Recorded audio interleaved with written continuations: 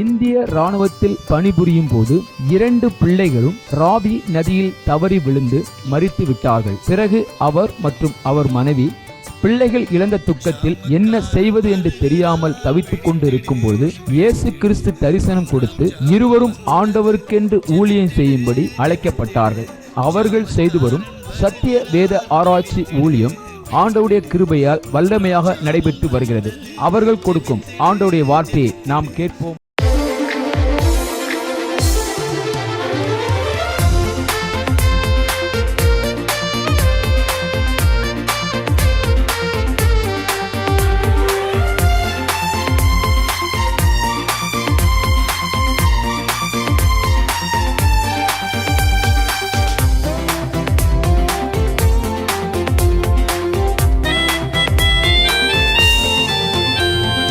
நன்றி நன்றி நன்றி இயேசு நன்மைகள் செய்தார். நன்றி நன்றி நன்றி நன்றி இயேசு நன்மைகள் செய்தார். நன்றி ஆபத்திலும் விபத்திலும் நித்தம் காத்தாரே. நன்றி ஆபத்திலும் விபத்திலும் நித்தம் காத்தாரே. நன்றி அழைத்தவர் உண்மையுள்ளவர், தேவன் அன்பாய் இருக்கிறார்.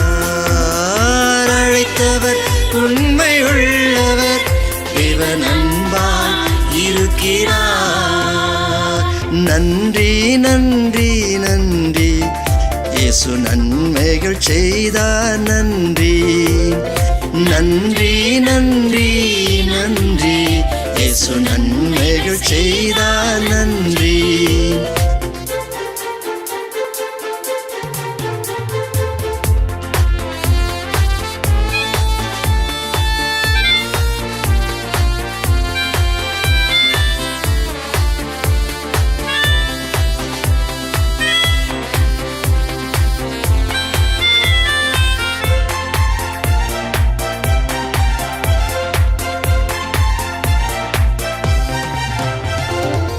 துன்பம் துயரத்தில் துவண்டு கிடந்தேன், இயேசு கண்டென்னை ஆதரித்தார். துன்பம் துயரத்தில் துவண்டு கிடந்தேன், இயேசு கண்டென்னை ஆதரித்தார். ஆலயத்தில் நான் ஆனந்த சத்தத்தோடு தூய ஆவியில் நிரம்பிடுவேன். ஆலயத்தில் நான் ஆனந்த சத்தத்தோடு தூய ஆவியில் நிரம்பிடுவேன். அழைத்தவர் உண்மை உள்ளவர், தேவன் அன்பாய் இருக்கிறார். அழைத்தவர் உண்மை உள்ளவர், தேவன் அன்பாய் இருக்கிறார். நன்றி நன்றி நன்றி இயேசு நன்மைகள் செய்தார். நன்றி நன்றி நன்றி நன்றி இயேசு நன்மைகள் செய்தார். நன்றி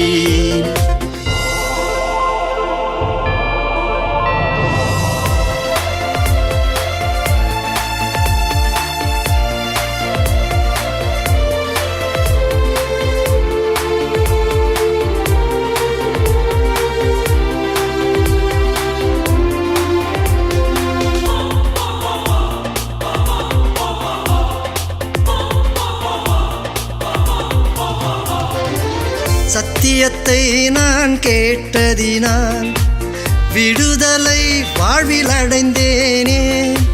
சத்தியத்தை நான் கேட்டதினால் விடுதலை வாழ்வில் அடைந்தேனே. சாத்தானை கர்த்தர் மிதித்ததினாலே சங்கடம் இனி இல்லை துதித்திடுவேன். சாத்தானை கர்த்தர் மிதித்ததினாலே சாட்சியாய் நானும் வாழ்ந்திடுவேன். அழைத்தவர் உண்மை உள்ளவர், தேவன் அன்பாய் இருக்கிறார். அழைத்தவர் உண்மை உள்ளவர், தேவன் அன்பாய் இருக்கிறார். நன்றி நன்றி நன்றி இயேசு நன்மைகள் செய்தார். நன்றி நன்றி நன்றி நன்றி இயேசு நன்மைகள் செய்தார் நன்றி. ஆபத்திலும் விபத்திலும் நித்தம் காத்தாரே நன்றி. ஆபத்திலும் விபத்திலும் நித்தம் காத்தாரே நன்றி. அழைத்தவர் உண்மை உள்ளவர், தேவன் அன்பாய் இருக்கிறார். அழைத்தவர் உண்மை உள்ளவர், தேவன் அன்பாய் இருக்கிறார். நன்றி நன்றி நன்றி இயேசு நன்மைகள் செய்தார் நன்றி. நன்றி நன்றி நன்றி இயேசு நன்மைகள் செய்தார் நன்றி.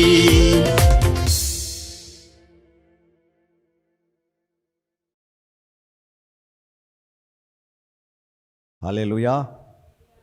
கர்த்தருடைய பரிசுத்த நாமத்திற்கு மகிமை உண்டாவதாக.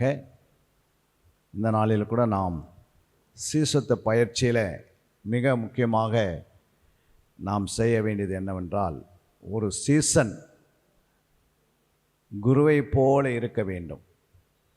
வசனம் வாசிக்கலாம். லூக்கா 6ஆம் அதிகாரம் 40ஆம் வசனம்.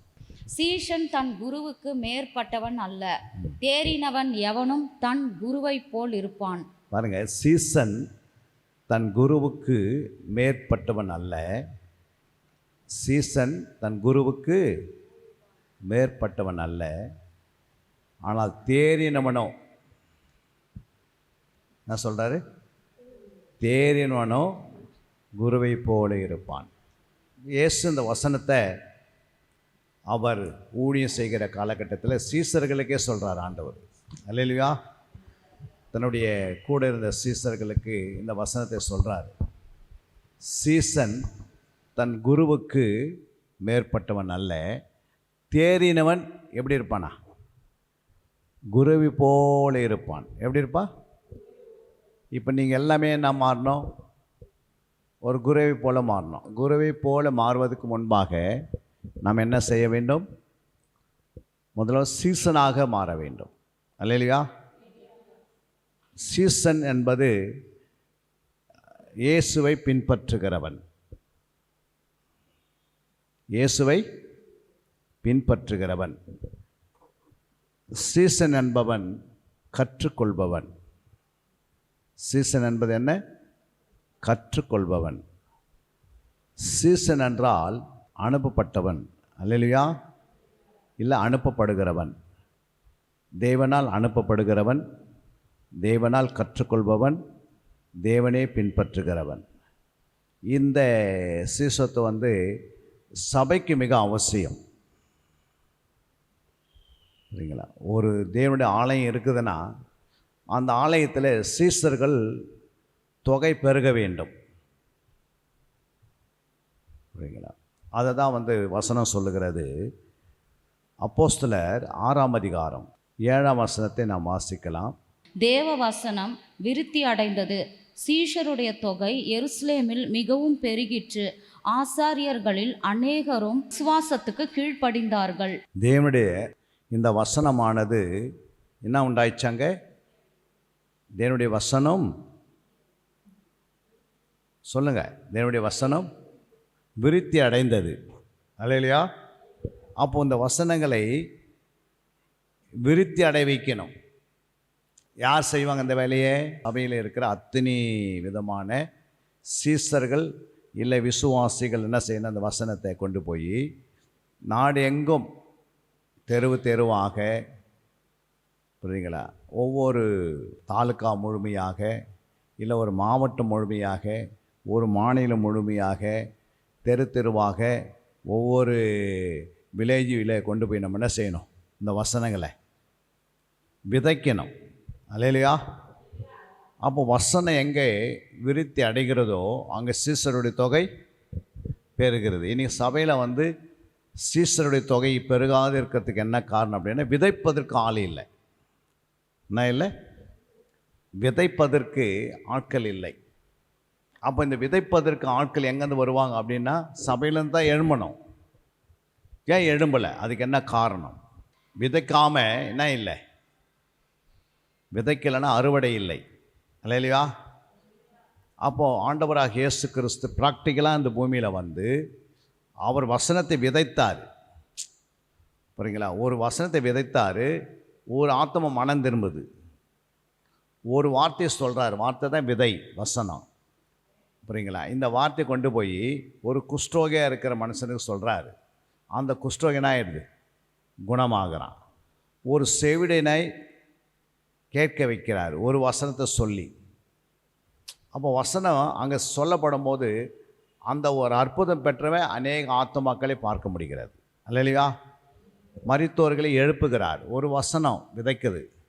அந்த விதை போடாமல் அந்த இடத்துல அந்த ஆத்மா உயிரடையலை. அப்போ உயிரடைந்த பிறகு அதை பார்த்தவர்கள் ஒரு அற்புதம் நடக்குதுன்னா வேகமாக சபை வளர்கிறது. அல்லையா? அப்போ சபை வளர்ச்சிக்கு என்ன வேணும் அப்படின்னா, நம்ம வந்து அதை பண்ணுறேன் இதை பண்ணுறேன்னா ஆண்டவர் கேட்க மாட்டார். என் வசனத்தை அதை இரவும் பகலமாக தேடினாயா? என் வசனத்தை ஆராய்ந்து பார்த்தியா? என் வசனங்களை தியானம் பண்ணினாயா? என் வசனங்களை என்ன பண்ணியிருக்கணும்? மற்றவங்களுக்கு சொல்லியிருக்கிறாயா? நீ சாட்சியாய் வாழ்ந்தாயா? புரியுதுங்களா? நீ எல்லாருக்கும் முன்பாக இடரல்லாத ஒரு வாழ்க்கை வாழ்ந்தாயான்னு தான் கேட்பார்.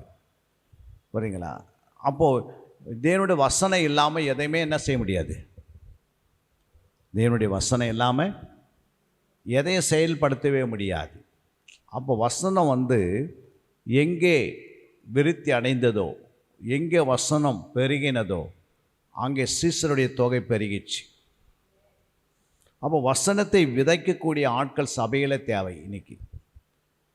புரியுங்களா? வசனம் பேசுகிற மக்கள் வேணும். சத்தியத்தை பேசுகிற மக்கள் எங்கே வேணும்? சபையில் வேணும். புரியுங்களா? ஒரு நாடு வளரணுன்னா அந்த நாட்டுக்கு மிக முக்கியமானதுனால அறிவு வேணும்.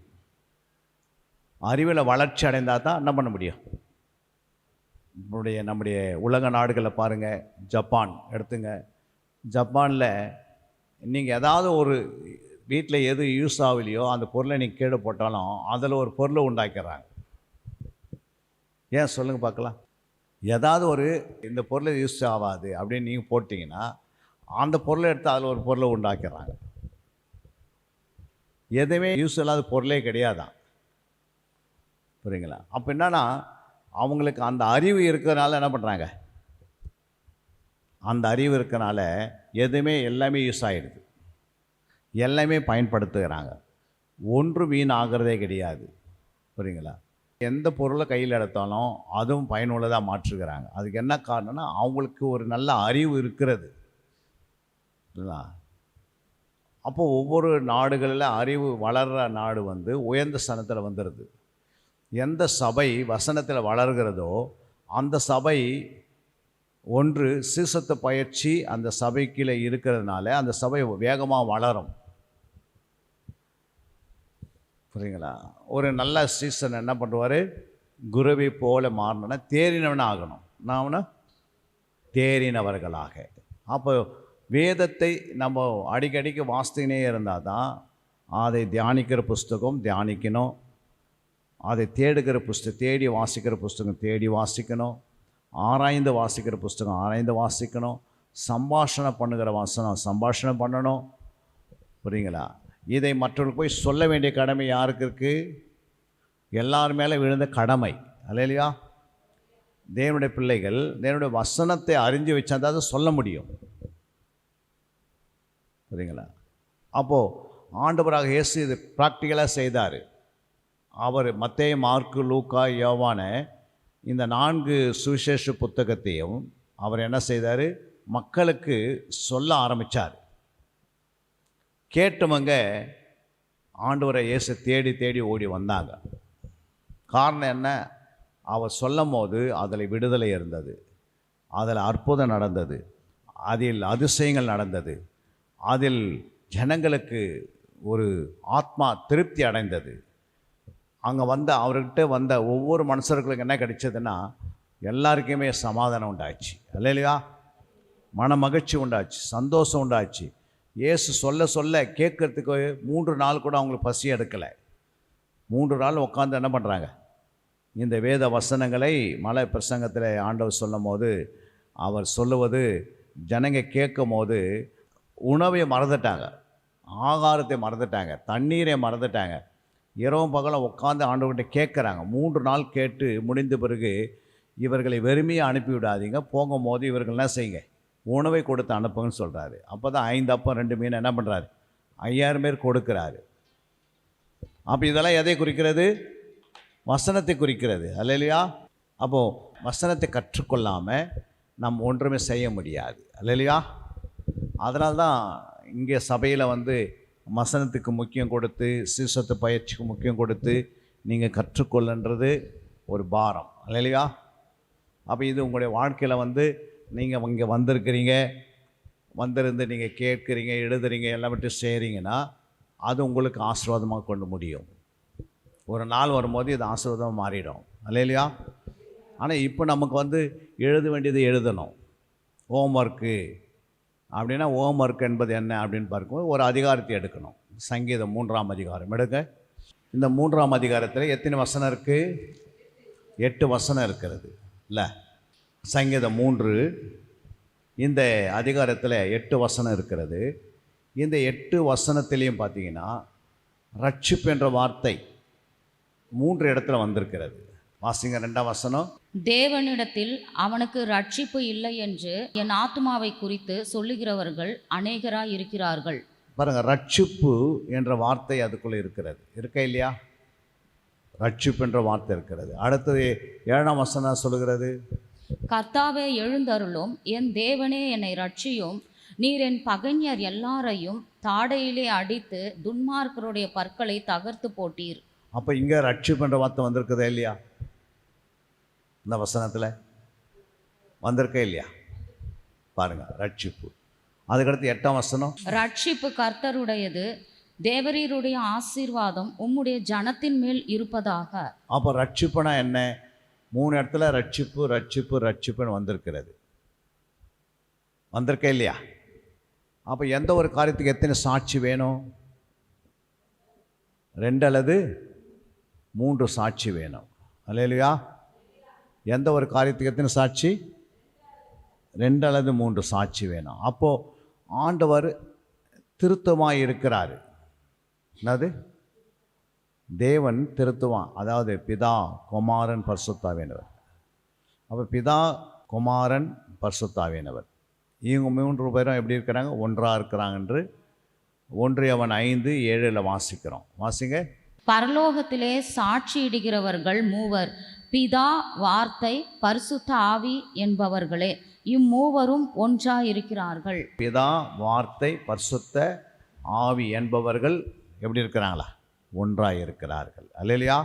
இப்போ பரலோகத்தில் சாட்சி எடுக்கிறவர்கள் 3 உடம்பு தான். அப்போது ஒரு சபையிலேயும் 3 சாட்சிகள் எழும்ப வேண்டும். புரியுங்களா? யார் எழும்ப வேண்டும்? சபையில் மேய்ப்பன் சாட்சி கொடுக்க வேண்டும். மேய்ப்பின் கீழே மந்தைகள் சாட்சி கொடுக்க வேண்டும். புரியுங்களா? அதுக்கு பிறகு அங்கே இருக்கிற மூப்பர்கள் சாட்சி கொடுக்க வேண்டும். ஒரு சபையை நான் எடுத்துக்கினா, ஒரு குடும்பம்னு எடுத்துக்கினா, அங்கே அப்பா, அம்மா, பிள்ளைகள் இவங்க திருத்தமாக இருக்கனால பிள்ளை சொல்லணும் எங்கள் அப்பா பரிசுத்தவான், அப்பா சொல்லணும் என் மனைவி பரிசுத்தம் உள்ளவள், மனைவி சொல்லணும், தாய் சொல்லணும் பிள்ளைங்களை குறித்து என் பிள்ளைகள் பரிசுத்த பிள்ளைகள் அப்படின்னு சொல்ல முடியுதா? குடும்பமாகவே சபைக்கு வர்றது கஷ்டமாக இருக்குதுன்னா எப்படி சொல்ல முடியும்? நம்ம குடும்பமாக இப்போ சபைக்கு வரோம், கல்யாணம் பண்ணுறாங்க போகிறோம், அன்றைக்கி தான் குடும்பமாக இருக்கிறாங்க. கல்யாணம் பண்ணுற அன்றைக்கி குடும்பமாக இருப்பாங்க. அது பிறகு அப்போது ஒரு சாட்சி குடும்பத்தில் இல்லைன்னா அந்த சாட்சி என்ன பண்ண முடியாது. குடும்பத்தில் சாட்சி இல்லைன்னா வரிகள் போக முடியுமா?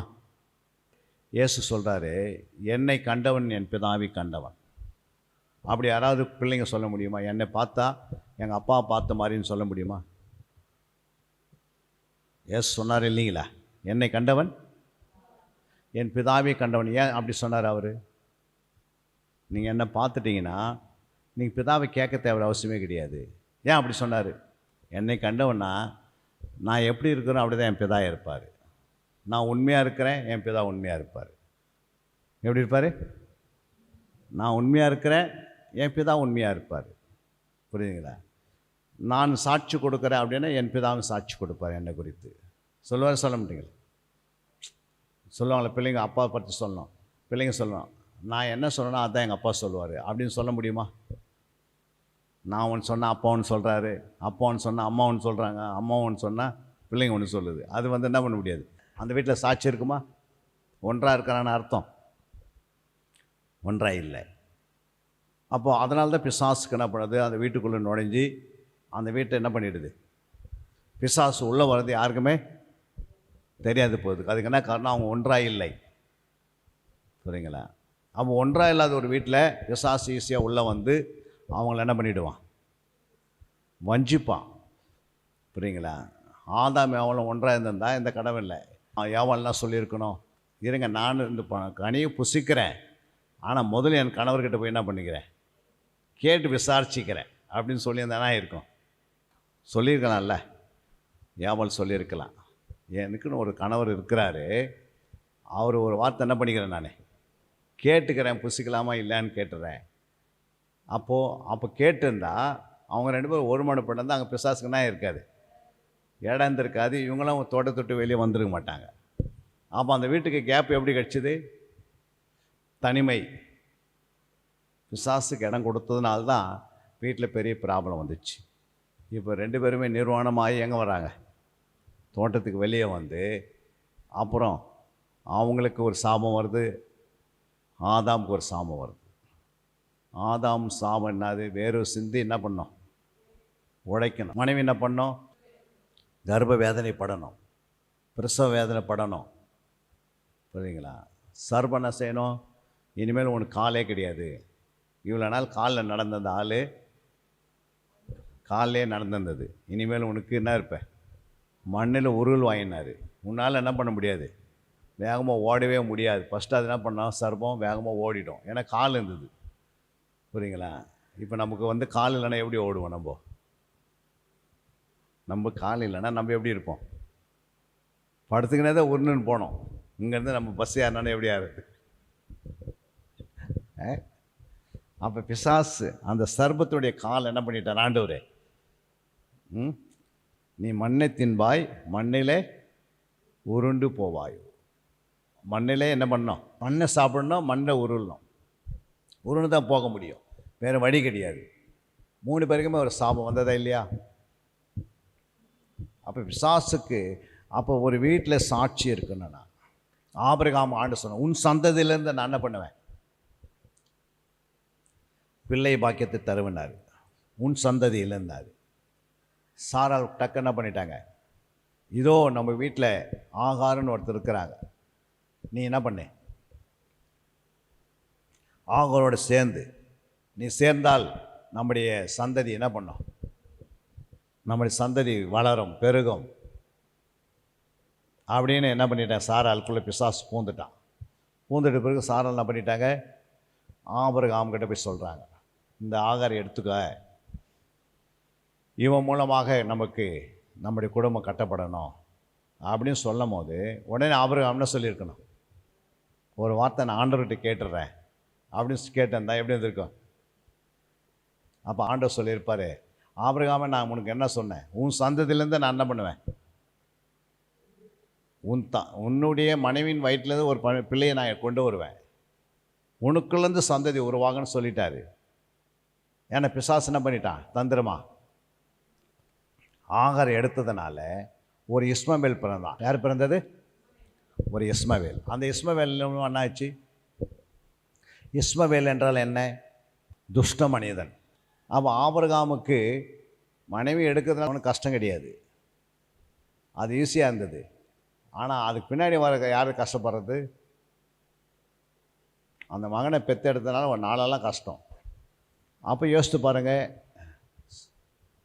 அப்போது அந்த குடும்பத்தில் திருத்தம் இல்லை, ஒரு மனம் இல்லை, ஒற்றுமை இல்லை. இப்போ அவங்களுக்கு கொண்டு வந்து சபையில் வச்சா அவங்க எப்படி இருப்பாங்க? வீட்டிலே சாட்சி இல்லாதவங்களை கொண்டு வந்து சபையில் இருந்தால் எப்படிமா இருப்பாங்க? சபைக்குள்ளே எப்படி இருப்பாங்க? ஒருத்தருக்கு ஒருத்தருக்கு கலக்கம் உண்டாகும். ஏன்னா வீட்லேயே அவங்க சரிப்பட்டு வரல. அந்த சாட்சியின் வாழ்க்கை மிக அவசியம். பிதா எப்படி இருந்தாரோ அப்படி தான் குமாரனாக இயேசு இருந்தார். குமாரனாக இயேசு எப்படி இருந்தாரோ அப்படி தான் ஆவியானவர் இருந்தார். அவங்க எப்படி இருந்தாங்க? ஒன்றாக இருந்தாங்க. புரியுங்களா? அப்போ இயேசு சொல்கிறாரு, என்னை கண்டவன் என் பிதாவை கண்டான். அப்போது அந்த அளவுக்கு சாட்சி கொடுக்குறாரு. நாம் அந்த மாதிரி என்ன சொல்லணும்? நான் சொல்கிறது தாங்க எங்கள் வீட்டுக்கார் அப்படின்னு சொல்லணும். வீட்டுக்கார் சொல்கிறது தான் மனைவி அப்படின்னு சொல்ல முடியுதா? அவர் ஒரு வழியில் போகிறாரு, இந்த அம்மா ஒரு வழியில் போனால் என்ன ஆகுது? நான் சொல்கிறது தான் எங்கள் வீட்டுக்கார் சொன்னதுன்னு சொல்ல முடியுதா? நான் என்ன சொல்லணும் அதுதான் எங்கள் வீட்டுக்கார் சொன்ன மாதிரி. அதுக்கு பார்த்தா சாட்சின்னு சொல்கிறது. புரியுங்களா? அப்போ சாட்சி அங்கே இல்லை அப்படின்னா பிசாசுக்கு என்ன இருக்குது? இடம் இருக்குது. புரியுங்களா? கணவன் சொல்ல நான் சொல்கிறத எங்கள் மனைவி அப்படியே செய்வாங்க, நான் என்ன சொல்கிறேனோ அதை அப்படியே செய்வாங்கன்னா அது அந்த வீடு எப்படி இருக்குது? சாட்சியாக இருக்கிறது, ஒருமனம் இருக்கிறது. இதை தான் ஆண்டவர் விரும்புகிறார். அந்த 2 பேர்கள் ஒருமனப்பட்டால், 2 பேர்கள் எங்கே ஒருமனப்படுறாங்களோ அங்கே யார் இருப்பார்? அங்கே ஆண்டவர் இருப்பார். அப்போ ஒரு குடும்பத்தில் ஒருமனம் இருந்தால் தான் இருக்க முடியும் ஆண்டவர். அதை ஏன் அப்படி நடக்க மாட்டேங்குதுன்னா அதுக்கு என்ன காரணம் அப்படின்னா அங்கே ஜெப வாழ்க்கை குறைவு. அதனால தான் என்ன பண்ண முடியல? ஒற்றுமை அங்கே காண முடியாது. அதே போல் தான் சபையில் ஜெபம் அதிகமாக இருந்தால் தான் ஒற்றுமை பெருகிடும். ஏன்னா ஜெபம் என்ன செய்யுது? ஜெபிக்கும் போது பிசாசு அந்த எல்லை விட்டு நீங்கி போயிடுறான், ஆவிகள் அந்த எல்லை விட்டு போயிடுது. ஜெபம் எங்கே இருக்கிறதோ, உபவாச ஜெபம், கண் விழித்து இரவில் ஜெபிக்கிற ஜெபம், அதுக்கடுத்தது குழுக்கள் எழுப்பி செங்கலி ஜெபம், அது மாதிரி சபையில் வந்து அடிக்கடிக்கு வாரத்தில் ஒரு 2 நாள் ஜெபம் நடந்துக்கினே இருந்தா, மாலை நேரத்தில் காலையில் மாலையில் நடந்துனே இருந்த ஜெபம் சபைக்குள்ளே என்ன உண்டாகுது? எல்லாருக்குள்ளேயும் அந்த ஒருமன ஆவியை ஆண்டு கொடுப்பார். புரியுங்களா? அது ஏன் கிடைக்க மாட்டேன்? அந்த ஒருமனம்னா ஜெபம் வந்து குறைவாயிடுது. யார் சொன்னாலும் எதுவும் ஏற்றுக்கிறதே இல்லை. அப்போ வேதத்தை அறிகிற அறிவில் வளர்ந்தால் தான் நமக்கு கனி கொடுக்கணும். அப்படின்னா வேதத்தின்படி நம்ம என்ன செய்யணும்? வாழணும். அப்போ திருத்தவத்தை அறியணும். இப்போ ரட்சிப்பு என்ற வார்த்தை 3 இடத்துல வந்தது. எத்தனை இடத்துல? 3 இடத்துல ரட்சிப்பு என்ற வார்த்தை வந்தது. இப்போது சங்கீதம் 3ஆம் அதிகாரத்தில் 3 இடத்துல ரட்சிப்பு வந்தது என்றால் இதை குறித்து ஆண்டவர் என்ன சொல்கிறார் அப்படின்னா, அங்கே கர்த்தருடைய புஸ்தகத்திலே தேடி வாசியுங்கள். ஏசாயா 34:16 சொல்கிறாரு, கர்த்தருடைய புஸ்தகத்திலே தேடி வாசியுங்கள், அங்கே ஜோடி இல்லாதிராது அவருடைய ஆவி அவைகளை சேர்க்கும் என்று சொல்லப்பட்டிருக்குது இல்லை? அப்போ கர்த்தருடைய புஸ்தகத்தில் ஃபஸ்ட்டு தேடி வாசிக்கணும். ஒரு தேவனுடைய பிள்ளைகள் என்ன பண்ணணுமா? எப்போவுமே நீங்கள் எடுத்தீங்கன்னா தேடி தான் வாசிக்கணும். இவ்வளோ நேரம் வாசித்தீங்க, படித்தீங்க, எல்லாம் பண்ணீங்க. ஆனால் எப்போவுமே நமக்கு என்ன பண்ணோம்? பைபிள் எப்போல்லாம் கையில் எடுக்கிறீங்களோ, வேத புத்தகத்தை கையில் எடுத்தாவே நான் முதல் செய்ய வேண்டியது என்ன? நம்ம தேடி வாசிக்க, தன்னை அர்ப்பணிக்கணும், ஒப்பு கொடுக்கணும், ஒரு பொருத்தனை பண்ணிடணும். ஆண்டவர் இனிமேல் நான் தேடி தான் வாசிப்பேன். ஏசாயா 34:16 சொன்னது போல் என் பிதா சொல்லியிருக்கிறாரே, கர்த்தருடைய புஸ்தகத்தில் தேடி வாசிங்க பிள்ளைங்கள் அப்படின்னு. அப்போ யாருக்கு சொல்கிற? சபைக்கு சொல்கிறாரு. புரியுங்களா? அப்போ தேடு என்ற வார்த்தைக்கு அவ்வளோ வித்தியாசம் இருக்குது. யாரை தேடணும்? ஏன் தேடணும்? எதற்கு தேடணும்? எப்படி தேடணும்? எங்கே தேடணும்? அப்படின்னு நீங்கள் ஒரு கொஸ்டின் போட்டு தேடினீங்கன்னா அதுக்கு பலன் கிடைக்குது. அல்லேலூயா. யாரை தேடணும்? இயேசுவை தேடணும். அப்போ சங்கீதத்தில் 3ஆம் அதிகாரத்தில் யாரை தேடணும்? ரட்சிப்புன்றவர் யாரை குறிக்கிறது? மத்தேயு 1ஆம் அதிகாரம் 21ஆம் வசனத்தை வாசித்து பாருங்கள். அவள் ஒரு குமாரனை பெறுவாள், அவருக்கு இயேசு என்று பெயரிடுவாயாக, ஏனெனில் அவர் தமது ஜனங்களின் பாவங்களை நீக்கி அவர்களை ரட்சிப்பார் என்றான். அப்போது ஆண்டவராக இயேசு கிறிஸ்து ஜனங்களுடைய பாவங்களை என்ன பண்ணுவாரா? ரட்சிப்பார். பாவத்திலேருந்து ஒரு மனுஷன் ரட்சிக்க தான் இயேசு வந்தார். அதனால தான் சங்கீதத்தில் என்னை ரட்சியும் என்னை ரட்சியும் என்று இந்த வார்த்தை அடிக்கடி பேசுகிறாரு தாவீது. என்ன பேசுகிறாரு? அப்போ 3 முறை ரட்சிப்புன்னு வந்து திருத்துமா? அப்போது நமக்கு தெரியிற ஒரு அதிகாரத்தை எடுத்தால் இயேசு ஒவ்வொரு அதிகாரத்திலையும் வெளிப்படுறாரு. புரியுங்களா? இதை குறித்து நீங்கள் லூக்கா 24ஆம் அதிகாரம் 44ஆம் வசனம். அவர்களை நோக்கி, மோசேயின் நியாய பிரமாணத்திலும் தீர்க்க தரிசனங்களின் ஆகமங்களிலும் சகீதங்களிலும் என்னை குறித்து எழுதியிருக்கிறவைகள் எல்லாம் நிறைவேற வேண்டியதென்று நான் உங்களோடு இருந்தபோது உங்களுக்கு சொல்லி கொண்டு வந்த விசேஷங்கள் இவைகளே என்றார். அப்போ என்ன சொல்கிறாங்க? சங்கீதங்களினாலும் நியாயப்பிரமாணங்களினாலும் தீர்க்க தரிசன ஆகமங்களினாலும் என்னை குறித்து எழுதியிருக்கிறதே. அப்போது சங்கீதங்களில் போய் பார்த்தீங்கன்னா இயேசு பற்றி எழுதியிருக்கிறது. என்ன எழுதியிருக்கிறது? ரட்சிப்பு என்ற வார்த்தையை எழுதி வச்சிருக்கிறாரு. இருக்கா இல்லையா? நம்ம இங்கே பாருங்கள், எழுதியிருக்கிறாரு இல்லையா? எழுதியிருக்கிறாரு. அப்போ நம்ம சங்கீதங்களில் போய் எப்பவுமே யாரை பார்க்கணும்? இயேசுவை பார்க்கணும், தேடணும். சும்மா கிடைக்குமா? இப்போ நம்ம வந்து சங்கீதத்தில் ஒவ்வொரு சங்கீதத்தில் போய் தேடினா தானே கிடைக்கும். சும்மா அப்படியே வாசித்தா என்ன பண்ணாது? நம்ம அப்படியே வாசிச்சுனே போனால் நமக்கு தெரியுமா? அது அரிசியில் 1 கிலோ அரிசி எடுக்கிறீங்க, அதுக்குள்ளே ஒரு 10 கல் இருக்குது. அந்த கல்லை எப்படி எடுக்க முடியும்? அந்த அரிசியை எடுத்து அந்த அரிசிக்குள்ளே என்ன பண்ணுறோம்? தேடி பார்க்குறோம். கல்லெல்லாம் என்ன பண்ணுறோம்? எடுத்து தனியாக வச்சிடறோம். ஏன்? அந்த கல் நமக்கு என்ன உண்டாக்கும்? பலவீனப்படுத்தும். அப்போ அந்த கல்லை தேடி கண்டுபிடிக்கிறோம். புரியுங்களா? அப்போது ஆண்டவர் சொல்கிறாரு, என் புத்தகத்தில் என்னை குறித்து எழுதிக்கிறதே தேடுங்கன்றாரு. லூக்கா 24:44 சொன்னார் இல்லையா? சங்கீதங்களினாலும் நியாயப்பிரமாண புத்தகங்களினாலும் சொல்லுங்கள், தீர்க்கதரிசன ஆகமங்களினாலும் என்னை குறித்து எழுதி இருக்கிறதே அப்படின்னு எழுதி இருக்கிறதேன்னு நம்ம என்ன பண்ண போய் சங்கீதங்களில் பார்க்கணும். தீர்க்க தரிசனங்களுடைய புஸ்தகத்தில் போய் பார்க்கணும்.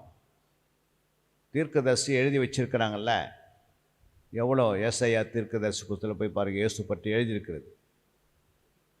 புரியுங்களா? எத்தனை பேர் போய் பார்த்துருக்கீங்க ஏசாயாவில் இயேசு பற்றி எழுதியிருக்குதுன்னு?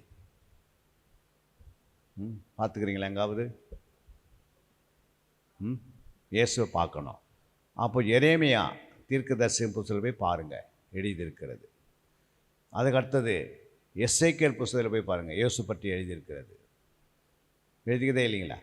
அப்புறம் அதுக்கு பிறகு வர சின்ன சின்ன தீர்க்கதரிசியுடைய புஸ்தகத்தில் ஆண்டவர் என்ன பண்ணிக்கிறாரு? இயேசு பற்றி எழுதி வச்சிருக்கிறாரு.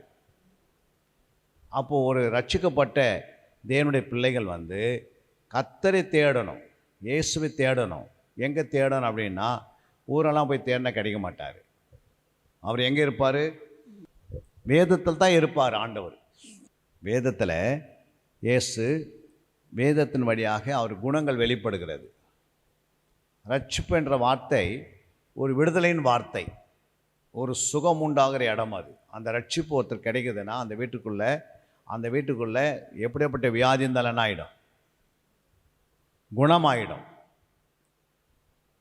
ஒரு ரட்சிப்பு என்ற வார்த்தைக்குள்ளே சுகமாக்குற வல்லமை இருக்கிறது, குணமாக்குற வல்லமை இருக்கிறது, ஒரு மனிதனை விடுதலையாக்குற வல்லமை இருக்கிறது. ஒரு மனுஷனுக்கு பூரண சுகம், ஆரோக்கியத்தை உண்டு பண்ணுற வார்த்தை ரட்சிப்புக்குள் இருக்கிறது. சகை வீட்டுக்கு ஆண்டவர் போகிறாரு, என்ன சொல்கிறாரு? இந்த வீட்டுக்கு ரட்சிப்பு வந்தது அப்படின்னு ஏன் சொன்னார்? அந்த ரட்சகராக இயேசு அந்த வீட்டுக்குள்ளே நுழைந்த பிறகு அந்த வீடு என்ன ஆகிடுது? ரட்சிக்கப்பட்டிருது. அல்லேலூயா. அப்போ நம்ம ரட்சிக்கப்பட்டிருக்கிறோம். இயேசுடைய வார்த்தை நமக்குள்ளே இருந்தால் நம்ம ஒரு வீட்டுக்குள்ளே போனால் அந்த வீடு என்ன ஆகணும்? நம்ம ஒரு வீட்டுக்குள்ளே நுழையிறோம். இயேசுன் வசனம் நமக்குள்ளே இருந்தால் தான் நீ பேசும்போது அந்த வசனம் அந்த வீட்டில் இருக்கிறவங்களுக்கு பேசும். பேசாதா? இயேசு பற்றி நீங்கள் பேசுனீங்கன்னா அந்த வீடு ரட்சிக்கப்படுது. புரியுங்களா? அப்போ நம்ம அந்த வீட்டுக்குள்ளே யார் வர்றது? இயேசு வருவாரா? நம்ம இயேசு பற்றி பேசணுமா? நீங்கள் வசனத்தை அறிஞ்சு வச்சிருந்தா தான் அந்த வீட்டுக்குள்ளே பேச முடியும். புரியுங்களா? அவங்க சொல்லுவாங்க, எனக்கு வந்து இடுப்பு வலிக்குது. புரியுங்களா? சிலர் சொல்ல எனக்கு வந்து நிறைய கடன் இருக்கிறது. சிலர் சொல்லுவாங்க எனக்கு இந்த வியாதி இருக்கிறது. அப்படின்னு சொல்லிட்டு பிறகு நீங்கள் என்ன பண்ணணும்? வியாதி இருக்குது அப்படின்னு சொன்னால் அதுக்கேற்ற ஒரு வசனத்தை எடுத்து அந்த வீட்டுக்குள்ளே வச்சு ஜெபிக்கணும். அந்த வியாதிக்கு ஏற்ற ஒரு வசனத்தை வச்சு நீங்கள் ஜெபம் பண்ணுறீங்க. அப்போ அந்த வீடு என்ன பண்ணும்? அந்த வியாதியிலிருந்து குணமாக்குவார் ஆண்டவர். ஏன்னா அந்த வசனத்துக்குள்ளே வல்லமை இருக்கிறதுனால நீங்கள் வசனத்தை பேசாமல் விடுதலை கிடைக்காது, ஆத்மாதம் செய்ய முடியாது. அதனால தான் வேத வாக்கியங்களை நம்ம என்ன பண்ணியிருக்கணும்? கற்று தேர வேண்டும். வேத வசனங்களை நல்லா கற்று தேறி தேறி வளர்ந்தோம்னா தான் நாம் ஒரு இடத்துக்கு போகும்போது கரெக்டாக நம்ம இருதயத்தில் இருக்கிற வார்த்தை என்ன பண்ணணும்? இருதயத்தின் நிறைவு வாய் பேசும். இருதயத்தின் நிறைவு வாய் பேசுனா நம்முடைய இருதயத்தில் வசனத்தை நிரப்பாமல் எப்படி வாய் பேசும்? எதோ நம்ம உலகத்தில் இருக்கிற வார்த்தையில எடுத்து இருதயத்தில் வச்சுக்கினா அது வேலை செய்யாது. செய்யுமா? அப்போ ஆண்டோடைய வார்த்தை நீங்கள் உள்ளே என்ன பண்ணணும்? தேடி கண்டுபிடிச்சி கொண்டு போய் உள்ளே வைத்தால்தான் அந்த வார்த்தை நீங்கள் போகிற இடத்துல வேலை செய்யும். இல்லையா? அவங்க கேட்கறதுக்கு முன்னாடி ஆவியானவர் பேசுவார். என்ன சொல்கிறாரு? ஆவியானவர் அவர் பேசுவார், நினைவு போட்டுவார். ஆவியானவர் என்ன செய்வார்? இந்த வசனத்தை பேசுமாங்களே, இந்த வசனத்தை பேசு, இந்த வசனத்தை பேசுன்னு சொல்லும் போது அந்த வசனத்தை நீ பேசும்போது அந்த வீட்டுக்கு ரட்சிப்பு உண்டாகுது. அன்றைக்கி ஏசு சகை வீட்டுக்கு போயிட்டு அந்த வேலை செய்தார். இன்றைக்கி இயேசு இடத்துல யார் போகிறது? இயேசு வருவாரா வீட்டுக்கு? இல்லை நம்ம போகணுமா அந்த வீட்டுக்குள்ளே? நம்ம தான் போகணும். நம்ம கையில் வசனத்தை வச்சு, நம்மக்கிட்ட வசனம் இல்லாதனால எந்த வீட்டுக்கு நம்மளால என்ன பண்ண முடியல, போக முடியல. அதுக்கு என்ன காரணம்? நம்ம வசனத்தில் வளரல. வசனத்தை அறியாமையினாலே நமக்கு ஆண்டவர் என்ன பண்ணுறாரு? கொடுத்த வேலையை நம்மளால் செய்ய முடியாதனால ஆண்டவர் வேறு யாரையும் தேடுறாரு. அதுதான் 16:31 வாசிக்கிறோம். அப்போஸ்தலர் 16:31. அதற்கு அவர்கள், கர்த்தராகிய இயேசு கிறிஸ்துவை விசுவாசி, கர்த்தராகிய இயேசு கிறிஸ்துவை விசுவாசி, அப்பொழுது நீயும் உன் வீட்டாரும் ரட்சிக்கப்படுவீர்கள் என்று சொல்லி. நீயும் வீட்டாரும் ரட்சிக்கப்படுவீர்கள். அல்லேலூயா. நீ விசுவாசித்த, உனக்குள்ள அந்த விசுவாசம் முழுமையாக இருந்துச்சுன்னா முழு குடும்பம் ரட்சிக்கப்படுது. இன்றைக்கி நம்ம வீட்டில் ஏன் ரட்சிக்கப்படலை? வீட்டில் இருக்கிறவங்களாம் ஏன் ரட்சிக்கப்படலைன்னா நம்மளே ஆண்டவர் அறகுறையாக விசுவாசிக்கிறோம். நம்முடைய விசுவாசம் எப்படி இருக்குது? எதுக்கடுத்த நாள் பார்க்குறது, எதுக்கடுத்து தான் ஆளை போய் பார்க்குறது, எது எடுத்தாலும் குறி சொல்கிற ஆவிக்கிட்ட போகிறது, எது பார்த்தாலும் அங்கே இங்கே அலைஞ்சு திரிஞ்சுன்னு இருக்கிறோம். எனக்கு என்னக்க நாளைக்கு சொல்ல போகிறார் ஆண்டவர்? என் பிள்ளைங்க திருமண காரியத்துக்கு யாராவது தீர்க்கசம் உரைக்க மாட்டாங்களா அப்படின்னு இங்கே அங்கே அலைஞ்சு தேன்னா என்ன இருக்கும்? ஆவியானவர் என்ன சொல்கிறான்னா, நீ என் வசனத்தை இருதயத்தில் எடுத்து நீ வச்சாதான் ஆவியானவர் பேசுவார். அந்த வீட்டுக்கு என்ன பேசணுன்னு புரியுங்களா? இங்கே போகணுமா போகக்கூடாதா, அந்த வீட்டுக்கு போகணுமா போகக்கூடாதா, இந்த வீட்டுக்கு போகணுமா போகக்கூடாதுன்னு ஆவியானவரே நடத்துறது நமக்கு தெரியும். புரியுங்களா? நம்ம எங்கே போகணும் எங்கே போகக்கூடாதுன்னு ஆவியார் நமக்கு என்ன செய்வார்? ஒவ்வொரு நாளும் வழிகாட்டிக்கினே இருப்பார். நாம் போகிற விதமாக போனோம்னா போய் எல்லாம் சிக்கிப்போம். ஆவியான் கொண்டு போகிற இடத்துல கரெக்டாக போனீங்கன்னா சிக்க மாட்டோம், விடுதலை ஆகிடுச்சிருவோம். அந்த வீட்டுக்கு விடுதலை கிடைக்குது. அதனால தான் ஆண்டவர் சொல்கிறாரு, நீ விசுவாசித்தால் முழு குடும்பம் என்ன பண்ணிடும்? உன் வீட்டார் முழுமையாக ரட்சிக்கூடாது, சொந்த பந்தம் எல்லாம் வந்துடுவாங்க. இப்போ நம்மளுடைய விசுவாசம் 5 வருஷம் விசுவாசிக்கிறோம் ஆண்டவரை. 5 வருஷம் முடிஞ்ச பிறகுன்னா அது ஆரம்பத்தில் ஆதியில் கொண்ட அந்த அன்பை என்ன பண்ணுறோம்? கொஞ்சம் கொஞ்சமாக மறக்கிறோம். ஆதியில் இருந்த விசுவாசத்தை கொஞ்சம் கொஞ்சமாக மறக்கிறோம். அப்போ ஆதியில் இருக்கிற ஆரம்ப காலகட்டத்தில் இருந்த ரட்சிக்கப்பட்ட நாட்களில் இருந்த அந்த விசுவாசம் நமக்குள்ளே இருக்குது. இப்போ கொஞ்சம் கொஞ்சமாக என்ன பண்ணுது? விசுவாசம் சபையில் வளர்ந்துக்கினே போகணும். ஆரம்பத்தில் ரட்சிப்பு, ஆரம்பத்தில் வேலைக்கு போனீங்க, அப்போது சம்பளம் 30,000 ரூபாய் கொடுத்தாங்க. புரியுங்களா? 10 வருஷம் ஆன பிறகு சம்பளம் 30,000 ரூபாய் இருக்குமா, அதிகமாக இருக்குமா? ஆரம்பத்தில் நீ பிறக்கும் போது உனக்கு வெயிட் வந்து 3 கிலோ இருந்தது. 10 வருஷம் ஆன பிறகு அதே 3 கிலோ இருந்தால் என்ன ஆகும்? 10 வருஷம் ஆனதுக்கு 3 கிலோ இருந்தால் எப்படி இருக்கும்? அப்போ அந்த குழந்தை என்ன ஆகலை? வளர்ச்சி இல்லை. அப்போது ஆரம்பத்தில் கொண்ட விசுவாசம் 10 வருஷம் ஆன பிறகு அந்த விசுவாசம் தான் இருக்கணும். அதிகமாக இருக்கணுமா, விருத்தி அடைஞ்சிருக்கணுமா, இல்லை அந்த விசுவாசம் பரிபூரணம் அடைஞ்சிருக்கணுமா, இல்லை அதே விசுவாசம் தான் இருக்கணுமா? அது வளரணும். விசுவாசன்றது வளர்ச்சிக்குரியது. என்னது? விசுவாசன்ற வார்த்தை வந்து வளரக்கூடிய வார்த்தைக்கு தான் விசுவாசம். புரியுங்களா? அப்போ இந்த விசுவாசம் என்ன பண்ணோம்? 30% விசுவாசத்தை 10 வருஷம் ஆன பிறகு என்ன இருக்கணும்? 60% விசுவாசம் வந்திருக்கணும். அப்போ 30 வருஷத்துக்கு 10 வருஷத்துக்கு முன்னாடி வேதம் வந்து ரொம்ப குறைவாக வாசித்தோம். ஆனால் 10 வருஷத்துக்கு பிறகு அதிகமாக வாசித்தோம். அப்போ எவ்வளோ விசுவாசம் கேள்வினால் வரும், கேள்வி தேவனுடைய வசனத்தினால் வரும். அப்போ தேவனுடைய வசனத்தை யார் பார்க்குறாங்களோ அவங்களுக்குள்ள என்ன உண்டாகுது? விசுவாசம் வளர்ந்துனே வருது. அப்போ வசனத்தை கவனிக்கிறவங்களுக்கு, வசனத்தை தேடுகிறவர்களுக்கு, வசனத்தை ஆராய்ந்து பார்க்கிறவர்களுக்கு, வசனத்தை தியானிக்கிறவர்களுக்கு, வசனத்தை சம்பாஷணம் பண்ணுறவர்களுக்கு, வசனத்தை கொண்டு போய் மற்றவங்களுக்கு நீங்கள் பேசும்போது, மற்றவங்களுக்கு சொல்லும் போது உங்களுடைய விசுவாசம் வளர்ந்துனே வருது. விசுவாசம் வளர வளர வளர என்ன உண்டாகுது? வியாதி நம்ம விட்டு போயினே இருக்குது, மைனஸ் போயிடும். வியாதிகள் நம்ம விட்டு போயிடும், நோய்கள் நம்ம விட்டு விலகிடும். அப்புறம் நமக்குள்ளே இருக்கிற தரித்திரம் நம்ம விட்டு போயிடுது, நம்முடைய சாபங்கள் நம்ம விட்டு விலகிடுது. நமக்குள்ளே இருக்கிற எல்லா விதமான பொய்யான கிரியெல்லாம் அழிந்துக்கினே போகும். ஏன்னா விசுவாசம் வளரும் போது அவங்க பரிசுத்தத்து மேல் பரிசுத்தம் அடைகிறாங்க. புரியுங்களா? அதை தான் ஆண்டவர் சொல்கிறாரு. 15ஆம் அதிகாரம் 9ஆம் வசனம் அப்போஸ்தலரில் வாசிக்கிறோம். விசுவாசத்தினாலே அவர்கள் இருதயங்களை அவர் சுத்தமாக்கி நமக்கும் அவர்களுக்கும் யாதொரு வித்தியாசமும் இராதபடி செய்தார். அப்போது விசுவாசம் என்ன சொல்கிறாரு? நம்ம சொன்னார் விசுவாசத்தினாலே அவர்கள் இருதயம். அப்போது விசுவாசனால தான் ஒருத்தருடைய இருதயம் சுத்தமாகுது. புரியுங்களா? அப்போ விசுவாசம் எங்கேருந்து வருது? விசுவாசம் எங்கேருந்து ஆரம்பமாகுது? இல்லை, விசுவாசம் கேள்வினால் ஆகுது. புரியுங்களா? ரோமர் 10:17. ஆதலால் விசுவாசம் கேள்வினாலே வரும், கேள்வி தேவனுடைய வசனத்தினாலே வரும். பாருங்க, விசுவாசம் கேள்வினால வரும்.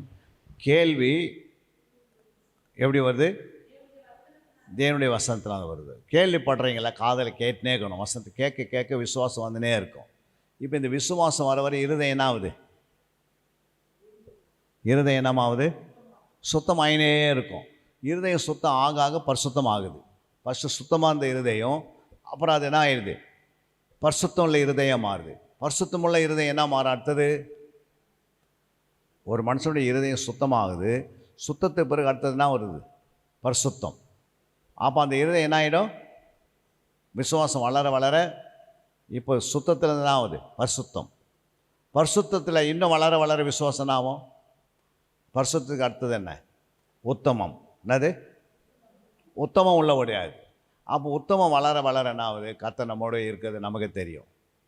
இப்போது நோவா உத்தமனாக இருந்தார், ஏனோக்கு உத்தமனாக இருந்தார், யோபு உத்தமனாக இருந்தார். அவங்களாம் எவ்வளோ சோதனை வந்தால் என்ன பண்ணுறாங்க?